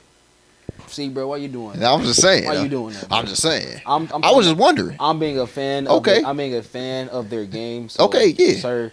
Please, sir. This nigga want to use. Sir. Now he want to. All right. Sir, okay. All right. Okay. Leave the misogyny at the door. Thank you. My mom been telling me about the games though. She been telling me, bro, Caitlin Clark been doing this nigga thing, just bro. called me misogynist. That is a low blow, nigga. That is not where I was going. So therefore, every team from Indiana, the Indiana Pacers and Indiana Fever are my stand-on business players of the week. Okay, for sure, man. Love it. Good, great pick. All right, Vaughn, bro. What about you, man? I'm not even going to defend myself on that shit. That's what you got to do, bro. It is what it is. All I know is that my stand-on business player of the week is actually Shai Gilgeous-Alexander. I got to go with him. He's been the most consistent player throughout the whole season. He's been the most consistent player throughout the playoffs. This man always finishes with 31, 32, somewhere around there. I mean, what more can I say? This dude's literally put belt to ass on multiple teams in the West. It seems like nobody's really giving the team a true problem or issue. Yep. Mm-hmm. So I gotta just give. I got it, but it's only right that he wins it at some point, and that's why I'm giving it to him. You know, last game against Minnesota, 38 points, 8 assists. The game before that, 31 points, 9 assists, 5 rebounds. Mostly efficient. I mean, he shot 52% on the season. Dude's just ultra efficient, ultra smart. Can get buckets in the mid range. Can get buckets from the 3 occasion. He can get to the free throw line. Can play make when he needs to. Great leader. Hell of a leader. Yeah, hell of a leader. And he got aura. What more can I say? I mean, for real. More than you? Huh? More than you? Bro, nobody has more aura than me. There you go. That's the right answer. But all I know is he is my stand-up business player of the week. Today he got more aura. For sure, my nigga. All right, bro. Play the drum roll, bro. I can dig it. Let me get some of that drink. All right. Let's get this drum roll for y'all, man. And the standing on business player of the week is Shai Gilgeous-Alexander, the MVP of the league, man. I could not deny it, bro. I'm looking at all his last 3 games, bro. He the way he closed out against the Denver Nuggets, he showed up and he, like you said, it determined the MVP award. I know it shouldn't have, but you know them damn voters was sitting up there waiting on that series the end just to pick it for real. You really think so? Like, bro, low key, bro. They're not supposed to be doing that, bro. They not supposed to be doing it, bro. Like but it made hella sense for real, bro. So it's like, you know, he balled out. You know, he balled out for real. Now now he's got Ant Edwards, in a whole headlock and shit like that. So it's like, you know what I'm saying. So it's like, Brody been really showing up for real, bro. And the way that he's been able to galvanize the rest of his teammates and them all collectively coming together and showing up. People like J-Dub and shit like that, who's been inconsistent throughout the playoffs. He's been lifting him up, still trusting in him. So shout out to Shai Gilgeous-Alexander. Yes, sir. Shout out Shai Gilgeous-Alexander. Let's get it. You already know that's a good pick, but I like this pick too, though. Yeah. He had a great pick. He had a great pick. I almost picked his. Yeah. Hey, you know what's funny, bro? Fun fact. You know what also, bro, like, what's funny? The Dallas Mavericks let Rick Carlisle go, too. They let Jalen Brunson go and Luka Doncic go and Rick Carlisle go. They was beefing. Rick Carlisle, I don't think was was that before Nico though? That might have been before Nico. That probably before Nico. I believe that might have been before Nico. They've had some pretty decent coaches over there too, for real. Yeah, it's like that's just funny how Dallas just lost. Like, you feel me? Like, all these motherfuckers go and somehow all these motherfuckers are flourishing like in other places. That shit happens a lot, bro, throughout the league. I mean, some people just fit better in other places, man. I mean, shit, we can look at the Lakers. The Lakers giving away a lot of great players. How many times have we seen like a player get drafted somewhere and he looks completely terrible as like his rookie or like his first 2 years there, and then he moves somewhere else and he's like an all-star, damn. Laurie Markkinen. Yeah. It's happened to my team. Facts though. But like honestly, I always like attribute that to like the skill of the player. You know what I'm saying? Because like if he would have went to your team and been able to like actually integrate himself there, he could have still been nice. Maybe not like all-star level like on the Jazz. I disagree. I think a lot of it has to do with the franchise. I mean, them boys had Jim Boylan. Them boys had a bunch of bullshit over there. He went to a team. Fred Hoiberg wasn't the best. No, Jim Boylan was the nigga that killed it. Jim Boylan. I think he's currently on the Pacers payroll, actually, as an assistant coach. I think he's on the bench. So. Oh, really? So that's what happened to him. Worst coach in NBA history. He worse than Darvin Ham. I stand by it. He's worse than Darvin Ham. Darvin Ham at least led his team to a conference finals. I still think he ass. Stop. He ass. Stop, but bro. Jim Boylan worse than Darvin Ham. You ain't gonna keep talking about Darvin Ham. I'm gonna keep talking about it. Been worse coach. Huh? You've been worse coach. I just said Jim Boylan was worse. No, bro. Luke Walton's the worst. No, Jim Boylan worse. I don't think Luke Walton's worse. You never watched Jim Boylan. You know how much you watch Luke Walton? I watched some damn Luke Walton. He was coaching a pretty well-known team. Yeah. Nobody was watching the Bulls during the Jim Boylan era. They got guaranteed. He's a coach of the Lakers. Nigga, who not about to watch the Lakers? Exactly, and that's how I know Jim Boylan was worse. Jim Boylan is hands down the worst coach. Maybe not the worst, because I don't know all the coaches, but that nigga was bottom 5. Luke Walton couldn't save a fucking... Maybe he was bottom 5 too. I'll just say bottom 5. I ain't gonna rank him. Niggas bottom 5. Yeah. Nigga, Luke Darvin Ham, Luke Walton, Jim Boylan, bottom 5. Luke Walton wasn't the best for you. Think he better than Mike Brown? Brown, no, Luke Walton? Mike Brown? Mike Brown got the credentials. Okay. Mike Brown? Okay. Mike Brown got credentials now. Yeah, that's the coach of the year. Yeah. Luke Walton can't coach me, nigga, to save money. Man. Fuck that. Hey, bro, Jim Boylan had niggas clocking in punch card for practice. They had to put the punch card in a thing. Really? Ready to practice. Nigga, them niggas like doing 9 to 5s, bro. 9 to 5s, bro. Come on now. Nigga want to say big old Mike Brown. Like, Mike Brown ain't put niggas on notice. Yeah, that's crazy they brought up Mike Brown. Yeah, that's boo this nigga. Yeah, bro. Boo this nigga. Matter of fact, boo this nigga. I will boo this nigga. Matter of fact, let's get it. Boo! Long boo. Fuck out of here.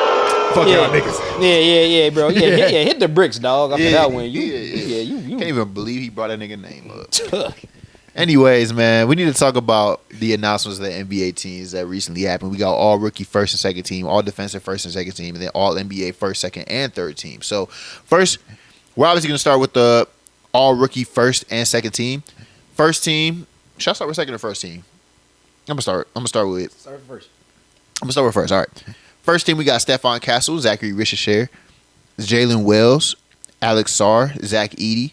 Second team, we got Yves Missy, Khalil Ware, Donovan Clingan, Bub Carrington, and my boy Modest Buzelis, of course. What are y'all thoughts on the all rookie teams, man? Great picks, actually. Like, everybody, like, you feel me? Ain't gonna lie, something like everybody look good as fuck. We already knew Stephon Castle's gonna lead a him, or you feel me? Oh yeah, of course. Rookie of the year. Rookie of the year. Then you got Buzelis looked real good. Messi, all them looked good this year, bro. All solid pieces. You feel me? Mm-hmm. Jalen Wells, bro. Jalen Wells, underrated player. But That boy was balling for the Grizzlies. Yeah, really slept on guy. Future small forward for them too. You feel me? I ain't really expect Messi ready to make a rookie team, to be real with you.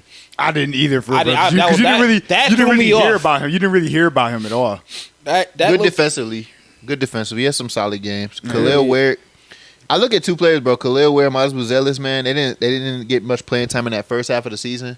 But man, them boys was hitting in the second half of the season. Yeah, them boys was balling. A lot of these guys kind of started off kind of like slow for real, and they kind of found their way as the season went on. Zach Edey. Look at Zach Edey. Yeah. 7'4". We had questions about Zach Edey when we did our draft coverage last year, but he can't play more than 20 minutes, but that boy give you a solid 20 minutes. Can't move his feet for shit. Yeah. but God damn it, he gonna try. He did a little something to play, a little something, but that boy not even a little something, man. Feel me? I feel like nigga, this whole rookie campaign was like, okay. Yeah. Like, hey, you can survive. You can survive. Because, like, sometimes 7'4" players might get played out the league, but, like, hey, you can survive. We can see a role. Oh, God. Yeah. I don't know if he'll ever be a starting all-star type big, but he gonna be a big body for you at least. Right, if he just not a move on puppies, he might be in the business. If he could be like a Yao Ming type, bro, I feel like he'd be straight. Listen, I'm just saying, if you could just be a Steven Adams, bro. He just got to condition himself. He just got to condition himself a little bit better. Oh, God, get that footwork down.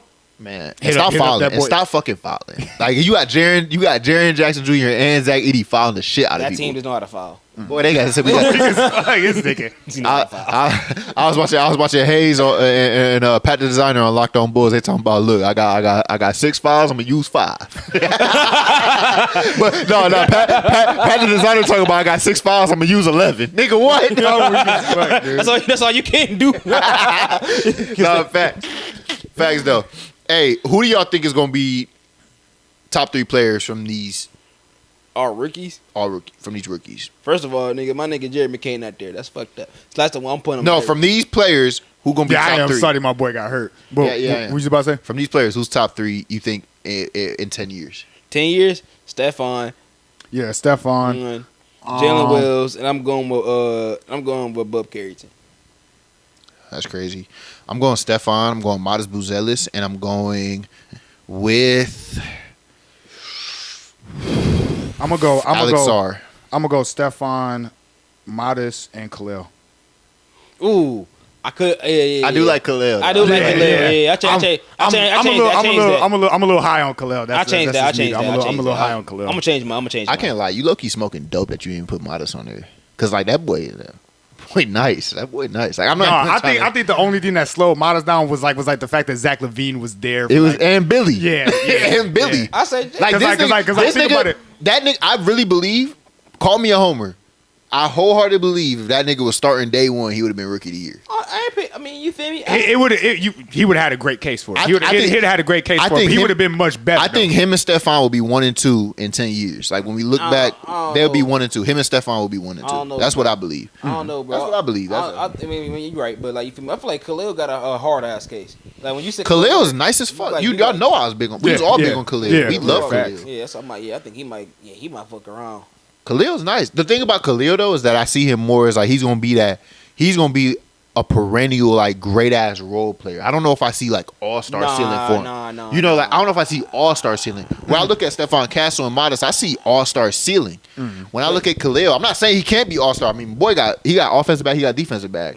But I'm saying I know for sure though, Khalil Ware, he is gonna be a piece. Yeah. He's a solid starter through and through. 15-year career, Steven Adams at minimum type guy. He gonna put Miles Turner. He gonna be an important piece. Yeah. For the rest of his career. All-star, I do feel like he gonna be an all-star though. Like for that's tough. I feel he been an all-star. It's tough. I said nigga for like only nigga like once again you can say I can't bring him, but I'm gonna keep bringing him up, bro. Jared McCain's gonna be that dude, bro. He just got Quentin Grimes over him right now. So that's the only issue. Man, Jeremy Kane's so damn small though, man. I was looking at highlights. I'm like, bro, I didn't realize he was so damn short. How tall is he?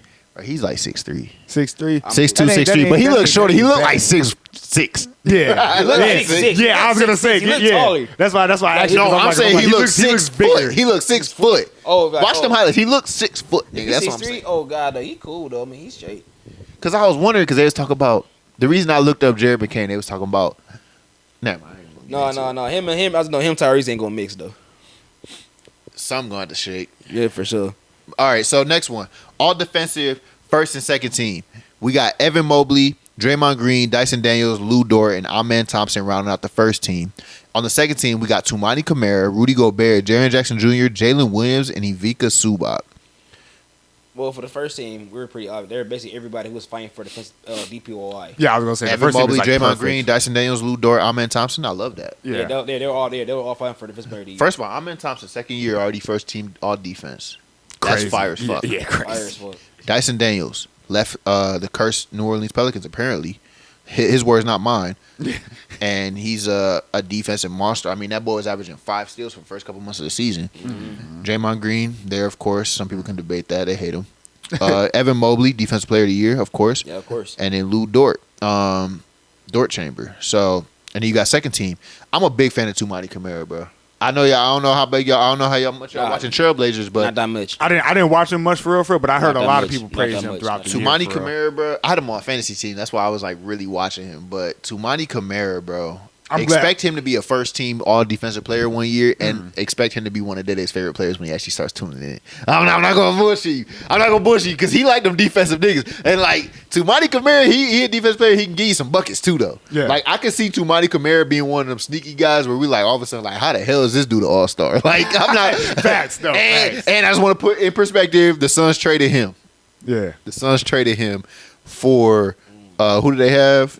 Kevin Durant, I believe. Was it a Kevin Durant trade? Something like I that. think so.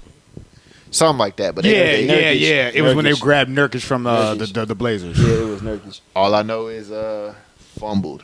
They should have just Yeah, kept it him. cool. Yeah. Hey, bro, and the fact, OKC got 2 first team and second team defenders, bro, on their fucking on their fucking roster is fucking crazy. Makes sense because they put Makes niggas in sense, chambers. though. Yeah, I was gonna It say, makes bro. sense though. It makes And that's why I sense, told though. you the Pacers gonna be in for a hell of a ride. They were for that smoke. Shit. They ain't ducking that shit. Oh, I don't know, They bro. ain't ducking that. Shit. They ain't ducking. You see him out there. Shit. I see him. I'm just saying the Thunder game. That's some defense, man. I said they ain't worried about none of that shit. They hollering. Ivica Zubac though. I'm surprised about that one. That one, like, I'm happy for Big Zoo because he feel me. I feel like we all like Big Zoo on this couch. We do. I love Big Zoo. You Yeah. feel me? The fact he was all second team, I'm like, for real? I was surprised he didn't propel himself up to first though, but because he was really battling with Evan Mobley for the defensive player of the year for real. Well, I said, yeah, a no. lot of people was considering him at least top 3 or something like that. Yeah, for sure. I feel like, yeah, I see what you mean though. Like he should be like at least first team. Yeah, I was thinking that he would have been But for real, like- but like that I'm not mad at Lou Dort, Dyson Daniels, or Men or Draymond being on there either. Yeah, of course. Like, no, I fuss with that. I ain't mad. I'm like, second year, I'm like, his first year actually like being like a like more contributed like player to his team, Yeah, and the fact he was in like talks for like most improved player of the year, Mm-hmm. should have won it, yeah. and the fact he's the all second team defense. Oh, I'm not mad about Who that. won most improved? Dyson Daniels. Nah, I don't see how Zubac could have won most improved over him. I don't get how points average jumped up. All Same rebounding for jumped Dyson. Nobody even had Dyson on the radar at any point. Like me and you been peeped. Think about it this way. Me and you been peeped Zubac being underutilized, but we never thought he wasn't talented enough. Dyson Daniels was never on my radar in any way. I've been about Dyson Daniels. I'm like, bro, he was This way though, I knew that Dyson Daniels was like an all time defender, Bro, but like I didn't think he like was gonna this, be like though. yeah. I Bro, didn't think he was gonna he be was like a jump up lottery to most pick, improved dog. though. I didn't think He he was was gonna a jump up to lottery most pick, improved. dog. I get that, but he wasn't showing none in New Orleans like Bro, this. Like this. because he like couldn't. Zubac, I been knew 'Cause he Zubac could- was gonna be that guy if he had touches. Like that's why I feel like But- I like the most improved player when it goes more towards the player that you didn't expect. No, I can't say. Bro, I'm like, once again, I feel like most improved means like we have to at least have so known something of him. You feel me? Most of that, like with more like with Dyson Daniels, more of a like you feel me? It was more he got more touches. I feel like most improved should go to the player that we wasn't thinking about at all. No, I feel like no, I gotta be most improved. Like we gotta know of you and you make a leap. Dyson Daniels, we knew like we had no idea who he was. the So year you telling me before. you fuck with the Ja Morant pick over somebody else, or you fuck with the Tyrese No. Maxey over Kobe White? Like No, I just don't get. I feel like the more unexpected player should have won. With them, it's like you feel me. We already knew what they were. Ja Morant was a number 2 overall draft pick. He was a lottery pick. So was Tyrese Maxey. They were lottery picks. If Zubac was not a lottery pick, He decided, you feel me? He was on the team, bro. He was on the You team. can't go off for pick. I'm going off of what they showed in their career. But they couldn't think about it, though. Bro, we didn't expect that from Dyson, though. We didn't expect that from Dyson at all. Only because, bro, we didn't know who he was, bro, because he was behind a lot of players. To me, that makes it more worthy of a most improved. I don't think that's that. I just feel like, bro, you just got caught in a bad position. Zubac was a whole starter, and he had to play backup behind Paul George, James Harden, Kawhi Leonard, Norman Powell, Russell Westbrook, Marcus Morris. Like, he really didn't get his touches like that. You feel me? He like once again, like he was valued, but this year it's like, hey, Kawhi out, bro. Can you step up? And that's what he did. He stepped up. Dyson Daniels went to a team. You ain't got to do too much because the Hawks is ass. But I think what it is that Zubac, we were already kind of giving him props last year. So it wasn't like he did something that was very like incredible leap. You know what I mean? We were. No. It was a lot of people in the league outside of us that knew about Ivica Zubac and actually gave him his flowers. But last year. Yeah, that's true. But I'm saying Dyson Daniels' leap, like you said, on the New Orleans Pelicans, he was pretty much a nobody because he was behind Herb Jones. He wasn't even playing. And what's the other dude's name? Trey Murphy. Yeah, Trey Murphy. He was behind all three of them. He wasn't even playing. Yeah, and then it's like he gets traded to the Hawks. Now we know who his name is. Now we're hearing his quotes. Now we're seeing all the. But he was a whole lottery pick, bro. So like, but listen, lottery pick. But listen, you taking. I'm not saying you wrong, but you taking way more. You taking way more like weight in where they were picked, and we're literally just all me and Antho is arguing is the fact of how they've played since they've started their career to where it is now. And the thing that I'm arguing is that Ivica Zubac has always kind of showed me that he has been that guy. Whereas Dyson Daniels, yeah, he was that pick. I'm not taking into account where he was picked because a normal fan isn't. I'm taking into account the fact that this guy was literally just a fucking like bench player that didn't even play some games. Yeah. To all of a sudden being a starter and a literal defensive menace, and he's literally like came out of nowhere. Like I didn't expect it. I expected it with Zubac a little bit. I'm always like, hey, Zubac, bro, that nigga need more touches. That's how I'm feeling. But I never even thought about Dyson. I never thought about Dyson. Because you remember the Lakers had Zubac, and then when he got traded over to the Clippers, a lot of people were like, "Damn, you guys are stupid. Why'd you give up this guy?" I mean, yeah, but that's what a lot of people were saying. That was like the Lakers. You're not wrong though. I'm not gonna lie. This is my opinion. Yeah, but of course. I full-heartedly agree with all y'all statements. I'm just saying about the fact because like with Dyson Daniels, like I can't really give somebody else again. Like I didn't know him, but at the same time, like just because like I feel like you gave it to him because he got put into a better position. Yeah. You feel me? Like I'm like that don't count. I'm like that don't count. You had 1 year as a starter. I'm like, bro, that don't count. It count though. It count. It's like it counted a little bit. At the same time, they both was good picks. Like I can't lie. Yeah, like both like as long as both of them really put up the stats and the performance, then they're worthy of it. Because Zubac did his thing, bro. Yeah, definitely. If anybody should have deserved it, nigga, it was fucking Norman Powell, to be honest with you. Bro, why didn't Norman Powell get talked about at all? For real? He didn't get no love. He didn't get no love. Like, can we like? He didn't get no love. Yeah, if anybody should have got it, should have got Norman. And bro had a massive. Should have been. Should have been an all-star when Bron sat out, but Bron wanted to be on that fuck shit. And you feel me? And did one to. Oh my god! But that fuck shit. But let me go to this last thing. So all NBA teams, the one y'all been waiting for. First team, Giannis, Shai Gilgeous-Alexander, Jokic, Donovan Mitchell, Jason Tatum. Second team, Jalen Brunson, Steph Curry, Anthony Edwards, LeBron, Evan Mobley. Third team, Kay Cunningham, Tyrese Haliburton, James Harden, Karl-Anthony Towns, and Jalen Williams. So, what y'all thinking about first, second, third team All-NBA, man? The most important one. I'm happy Donovan Mitchell made that fifth spot, honestly, because that finally answered my question for real. Because you remember when I was asking you guys if the consensus is Giannis, SGA, Jokic, and Tatum have the first four, who would get that fifth spot? You know, I forgot what we all said for real. I said Donovan. Yeah, I think we did all say Donovan. Donovan. I heard some people gave me Anthony Edwards. Some people said LeBron. Some people said Brunson. Some people said Brunson. It was a lot of answers I was getting when I was asking people at work and then just you guys. But I do remember you saying Donovan though. But I think we did. We both said that. I swear. I think we agreed. I think we agreed with you though. I think we agreed with you. Yeah, I think we both said that. I think your pick was different. Because we said he was first. I think his might have been first. Because I said that because he was first in the league. Yeah. That Donovan deserved to be on first team. Yeah. Y'all might have agreed. I might have picked somebody different. I think I said Anthony Edwards. I think you said Anthony Edwards. Yeah. I think I said Anthony Edwards. But Edwards made second team though, and then LeBron's even on second team. Bro, let's bro, LeBron, the way LeBron is, bro. This man is 40 years old. This man is still second team All NBA. I don't know if that's a bad thing or a good thing. The fact that a 40-year-old is still eating like this is crazy. But hey, shout out Bron though. Like, Yeah, listen, for real, shout as a out Bron. Bulls fan, I hate you regardless. But I do appreciate you at the end of the day. That's how it is. But I do hate you. Like, you can't expect nothing else.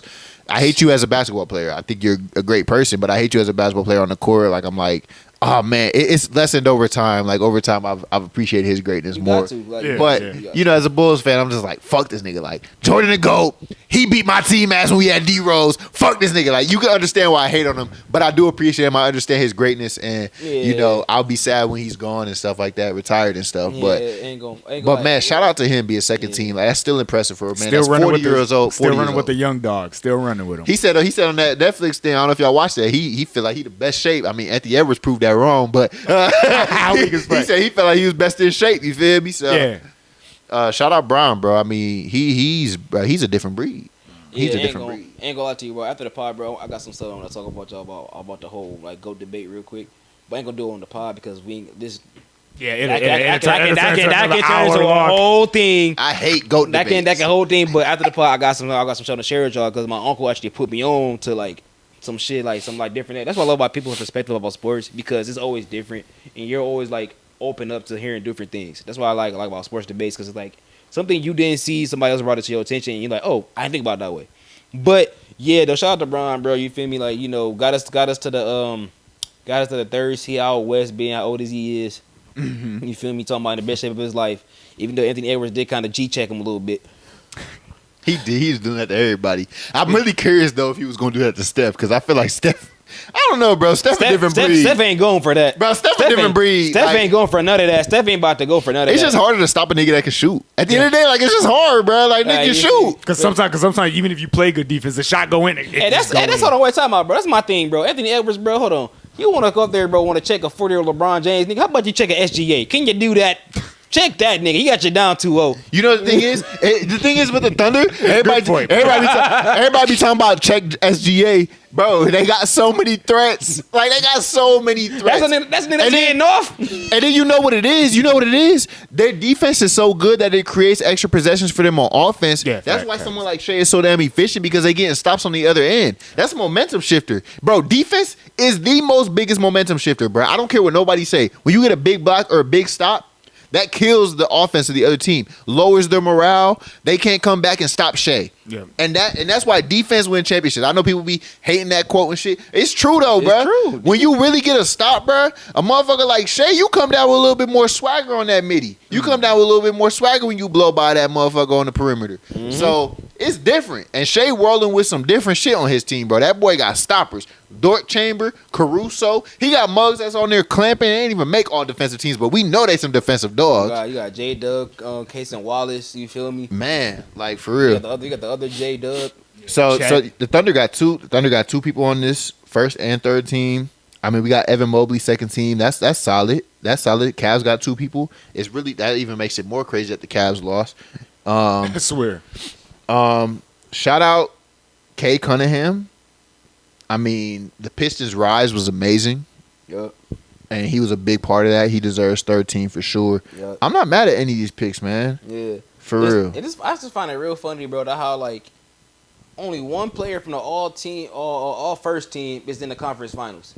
Everybody else is not there. That's crazy. Hey, it's only 4 teams. You feel me? But at the same time, to think about it, bro, in prior years, it's always been at least 2 players in the conference finals that was all first all NBA. Really? At least 2. Think about it. We had Devin Booker at one point in time. He got to the conference finals. Then you had Giannis and over there in the East.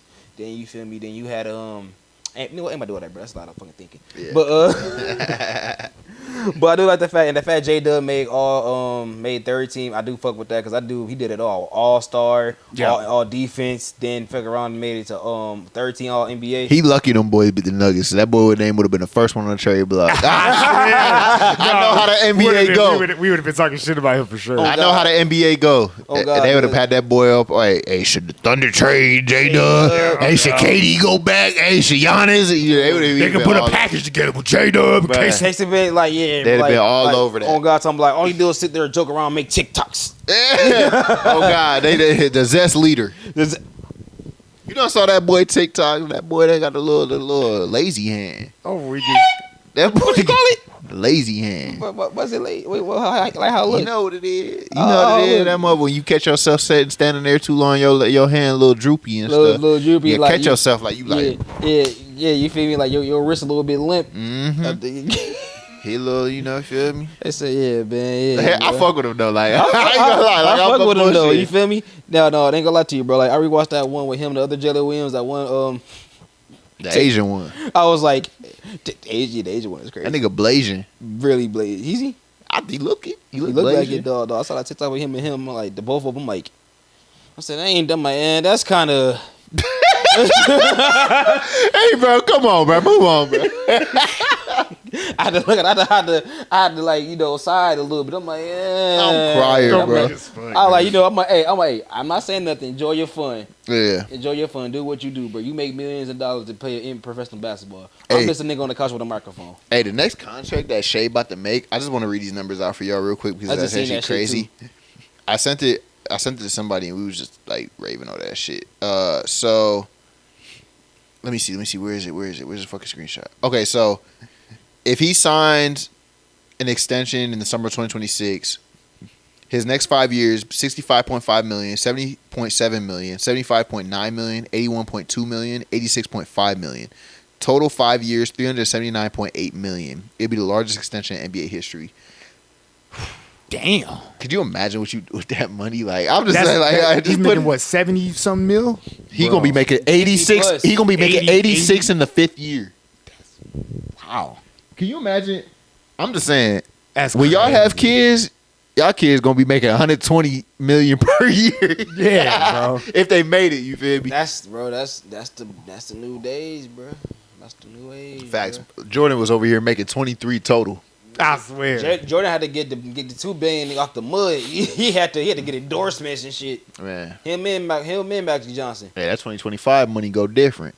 Niggas gonna start being billionaires in the NBA pretty easily at a certain point. I said somebody. Bro, if you make $379 million over 5 years, I feel like you had to have seen a billion at some point. Yeah, for sure. Because that's not even counting your shoe deals and your commercials and shit. Mm-hmm. You had to have like seen a billion. All side stuff. You may not be considered a billionaire, Yeah. but you done seen a billion For sure. at some point. For That's what I'm sure. saying.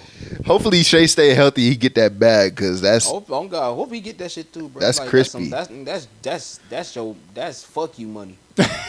bro. I would do too much of that. We're gonna talk about that after the pod, but bro, that's just crazy to imagine, right? Every week, Life changing, family changing, generation changing. bro. I say, bro, it's fuck you money. Generational wealth.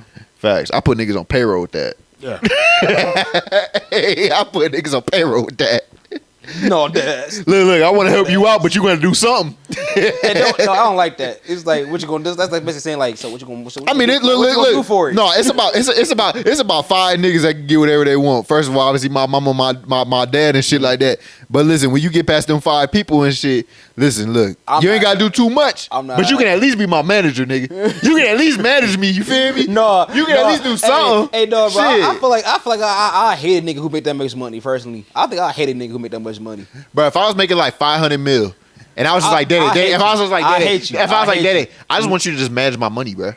Like, just manage my finances. I ain't talking about that. I ain't talking about that. That nigga gonna be like, bet. It's like, no, it's like I'm talking about being a friend type of, you feel me? Like, just being a friend, like, you feel me? It's like, because it's like, you feel me? I want to ask for some money, but it's like, because I'm like, man, this nigga know he could give me $1 million off the strength. He give me $1 million, bro. He give me $1 million, bro. If a nigga close enough, bro, he ain't even gonna have to ask. I'm be like, bro, here's $1 million. If you fuck it up, that's on you. But like, you feel me, dog? I feel like I gotta act like the fact, I want to ask, but like I don't want to, like I'm dick eating.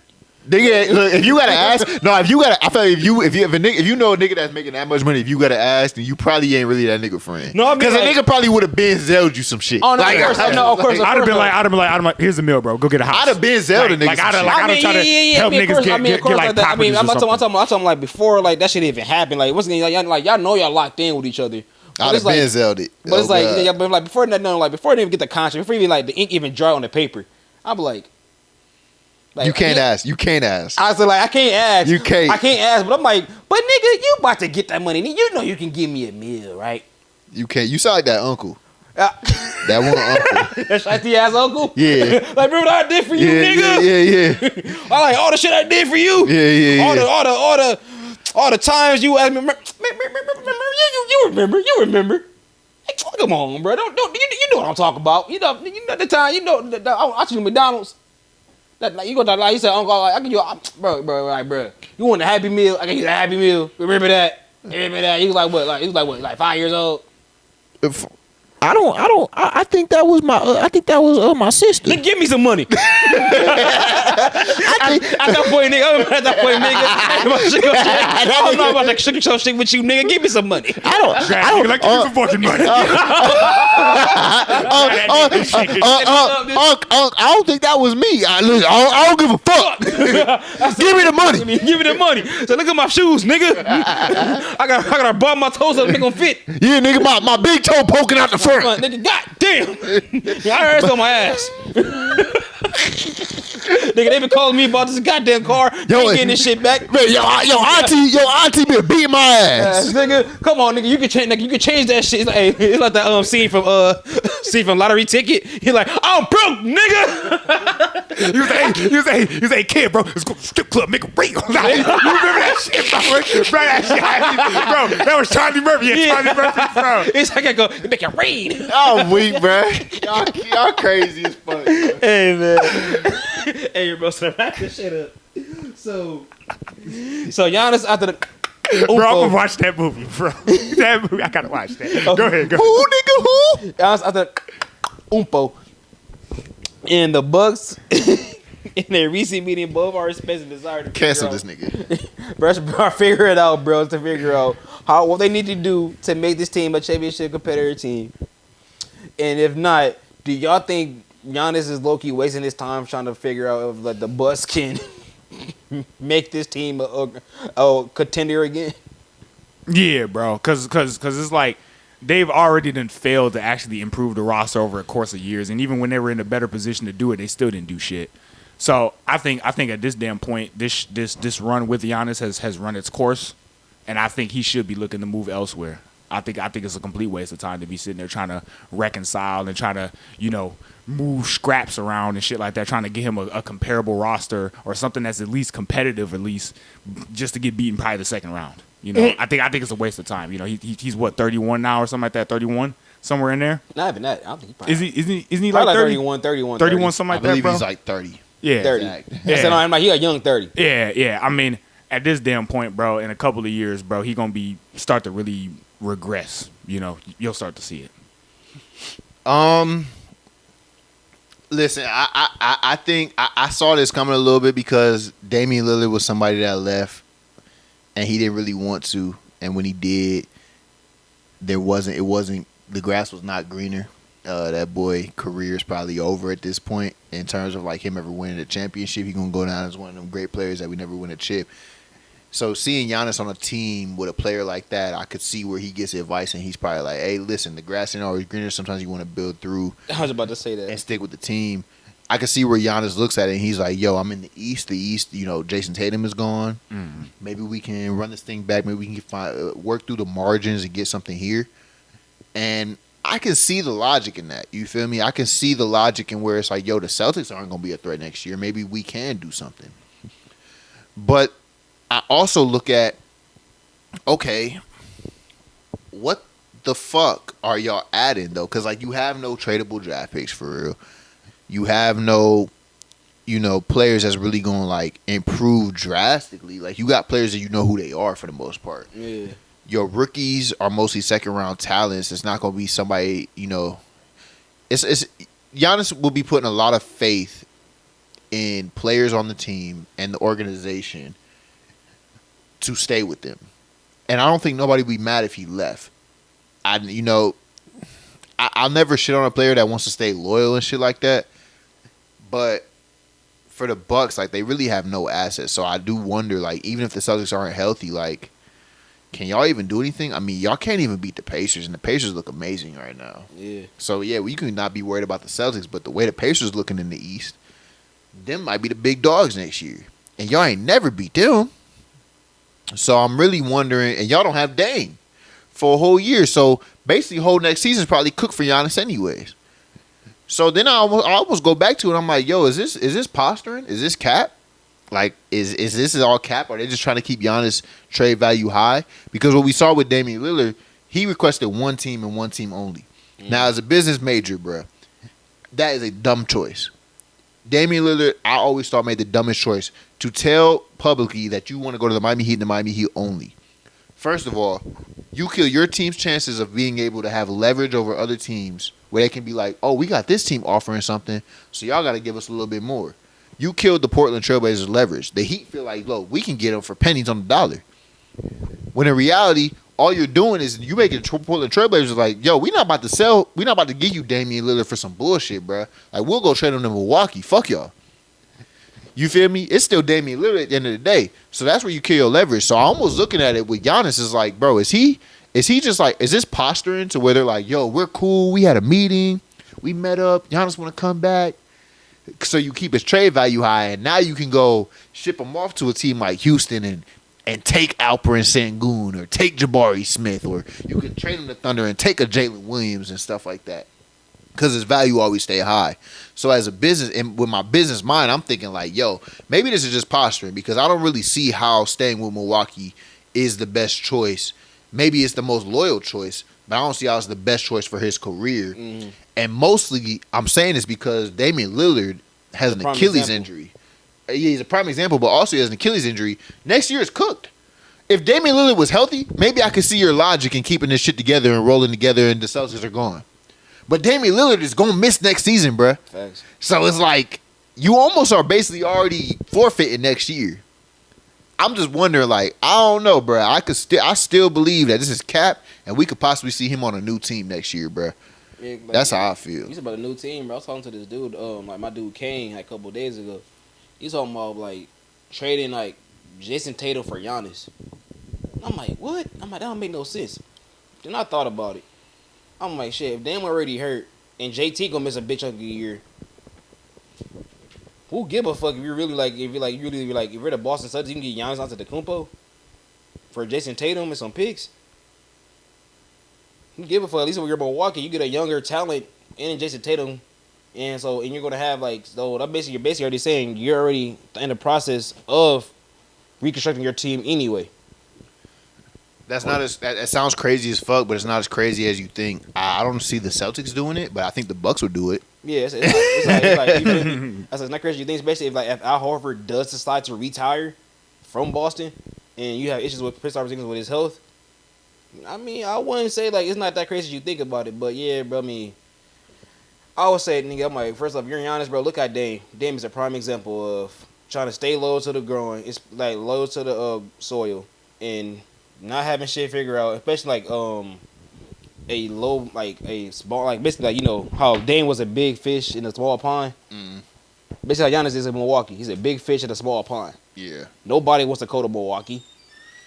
Nobody at all. Nobody wants to go to Milwaukee. And that's, oh my God. We gotta hit a damn shot. This man Antho be over here pissing like a madman. Damn, I'm tired of these shots, bro. Nah, facts, me too. But facts though, I mean, but even with Dame, I mean, he left for greener pastures and he ended up being on Milwaukee Bucks, tearing his Achilles, and now we're wondering he'll never win a championship. That's how we're feeling probably at this point. Mm-hmm. So the grass ain't always greener, and that's maybe what Giannis is thinking. Maybe the grass ain't always greener, but sometimes the grass is greener. You can't just take you can't say like Damian Lillard is the only thing. I'm not saying you, but you know, it's hard to predict. Like, it's hard to predict. You can't predict what comes next in life. Like, no, there's a lot of players, bro, who thought like, you know, let me leave early and try to give me a championship and never won shit. And there's players that have left and have won shit. So it's like it's harder. Like you say, it's harder to determine. You feel me? Like Charles Barkley did that shit. He went to Houston. Mm-hmm. Think about go over there, win over a king. Then that shit didn't work out. I think it's different. Like I brought up the Dame situation. It's like he limited it to one team. Mm-hmm. Now, if you're the Portland Trailblazers, let's say like Damian Lillard, let's say you're the Portland Trailblazers. Like you don't have to be a business major to know this, just from logic of negotiation. Mm-hmm. If you're the Portland Trailblazers and your star player comes out and says, "I only want to play for the Miami Heat," do you think you have any leverage over the Houston Rockets? No, I don't. Because like, at this point in time, they're like, he don't want to play for us. What? And the Miami Heat is like, well, he announced publicly he only will play for us, so we gonna give you Duncan Robinson and a 2nd round pick, and you gonna take it. Yeah, and it's like, nigga, no, it's Damian Lillard. No, nigga, you came to us, nigga. You want to come to us? You feel me? So that's why I think Damian Lillard fucked up, because you should have never made it public that you only wanted one team and one team only. Yeah, especially when Giannis. You need a list. Especially when Giannis though, he said he don't want to leave, but he's open. He has to a list, effect. and he gave him a list of like 5 teams. You feel me? So I think Giannis will still be moved. Maybe it's not this offseason, but maybe it's the trade deadline. But I think it's possible he is moved, man. Maybe they give it a try and see what it looks like at the trade deadline, since the Celtics are kind of out of the picture to them, maybe. But I just don't see, bro. They have no draft picks to trade. I mean, Where are they building? Where are they adding to the team at all? I mean, shit. Wherever Giannis go, nigga, they gotta make room for Thanasis. They ain't taking that nigga with him, bro. You see that shit? You see that shit? We're talking about like I'm back. Y'all see that shit? Yeah, I saw that. I'm like, shit. nigga, where did you go? Hey, Bull, hey, Chicago Bulls, sign Thanasis, bro. We gonna get Giannis. I just know it's like, nigga, I don't give a fuck. Giannis like, nigga, you gotta bring Thanasis on along. I don't give a damn. If you could just plop Giannis on any team in the NBA, which team would you plop him on? That would make the most sense. The most sense? I'm gonna say the Warriors. That was my first choice. Is the number one team I would plop him on. I would say the Warriors, or I'm gonna say Atlanta. Yeah, I was gonna say Atlanta for real. Yeah. Yeah, Warriors, Atlanta. Warriors, Atlanta is definitely a good choice for real. LA. Of course LA. Of course Well, yeah, Lakers. Of course Everybody get picks in LA Bron- for some reason. Give it fuck it. I'll trade LeBron for Giannis. I don't give a damn. They ain't taking Yeah, but that. they ain't taking it. Yeah. And let me just say this. I think the Bucks need to kind of look at the franchise itself and say, well, where do we want to be in the future and as a team? You know what I'm saying? Because if you look like he was saying with the Pacers and like all these other younger teams, the Magic and all these other guys that are coming up, they need to, if they want to catch up and stay with them, they need to kind of make a decision now. Like it can't be something that they wait for three more years on. That's how I kind of view it as. And then it's like with Giannis's case, if it's the right choice for his career, it's like, well, what do you want, Giannis? Like, what do you want in the next couple of years? How do you want to finish? Yeah. You know? I feel like he's doing go somewhere competitive, and how long as his brother can come to. I feel like all he want. Yeah. Maybe the Bucks should be in the market to get back Drew Holiday. Maybe they should get Drew Holiday next to Damian Lillard. I don't know. Nigga, I'll go out there Portland and go try to get Malcolm Brogdon back. You don't want that nigga. Yes, I do. He was good for them. He was solid for them. Well, you know, but he didn't like, to me, he didn't seem like a point guard like all the way. Like he's a combo guard. Yeah, He's I was a gonna combo say that. guard. Yeah, combo guard. He's not true point. He's not true shooting guard. He's just in the middle. Yeah. Which is still valuable. But, you know, I'm just looking at, because the Celtics, look, you might be stuck with a Drew Holiday contract. I heard the Kings were interested in him in the day, which makes sense. Put him next to Zach LaVine or something like that. Maybe DeMar goes back to the Celtics or something. Maybe DeMar's on the Celtics. I don't know. He better be ready to play 6 man. But all I know is Hell no, I paid picture got that shit unlocked. all I know is I think the Bucks should look back, maybe back getting into Drew. Maybe get Drew back. If you had Drew, Dame, and Giannis, maybe. I mean, that's pretty old ass team. Old ass And fucking that's team. why, but it's and like- that's what I'm saying. That's what I'm saying. Like Old maybe ass y'all fucking just team. trade Giannis and just start over. I know it sucks. You don't want to trade Giannis. Nobody wants to trade a player like Giannis. I But said fuck it, bro. I would say they got to trade him if they want to keep up with the younger rising Eastern teams. Yeah, for sure. I said for Like sure. if they want to keep up with like somebody like the Pacers, bro, they need to. well, the trade him Pacers now. in the Central Division, probably the new top dogs. Yeah, that is how dog. So in the Central Division, who you got in the Central Division? You got Pacers, Pacers, Bucks, Bucks. Bulls, Pacers, You said and Pacers twice. I did. Yeah. Pacers, Bucks, Bulls. Pacers, Bucks, Cleveland? Bulls, Nah, it's probably Pistons, Yeah, and then who's the 5th? Is it Cavs? I think it's Cleveland. Niggas Cleveland. it might be Cleveland. But either way, Bucks probably might be at the bottom of that if they trade Giannis. It's like they will be at the bottom of that if they trade I said Giannis. for real, bro. Like that's a good nigga. I'm trading Bobby Portis.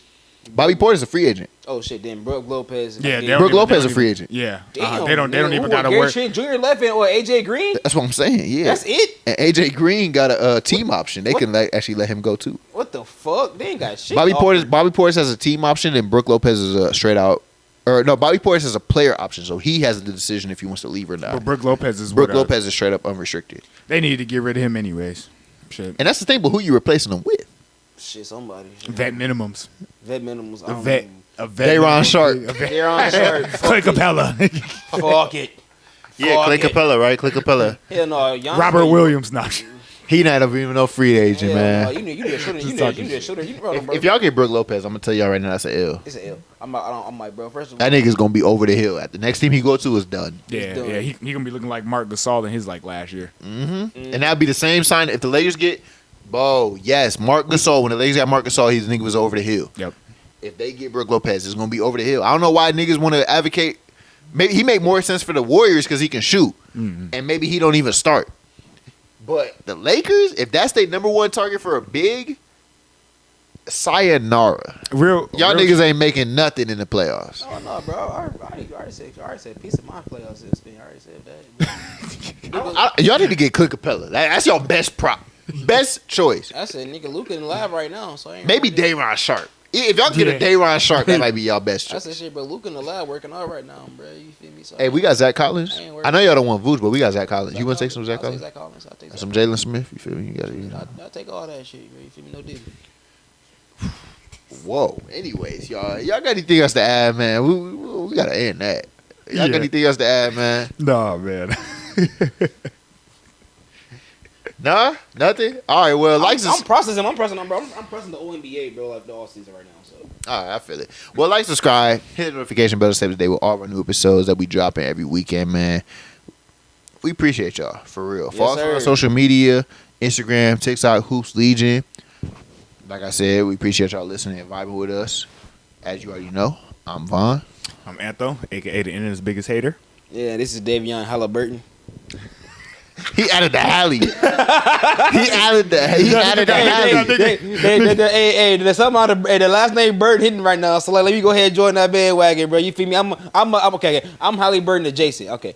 Facts, though. And this Who's Legion, man. We out. Peace. Peace, y'all.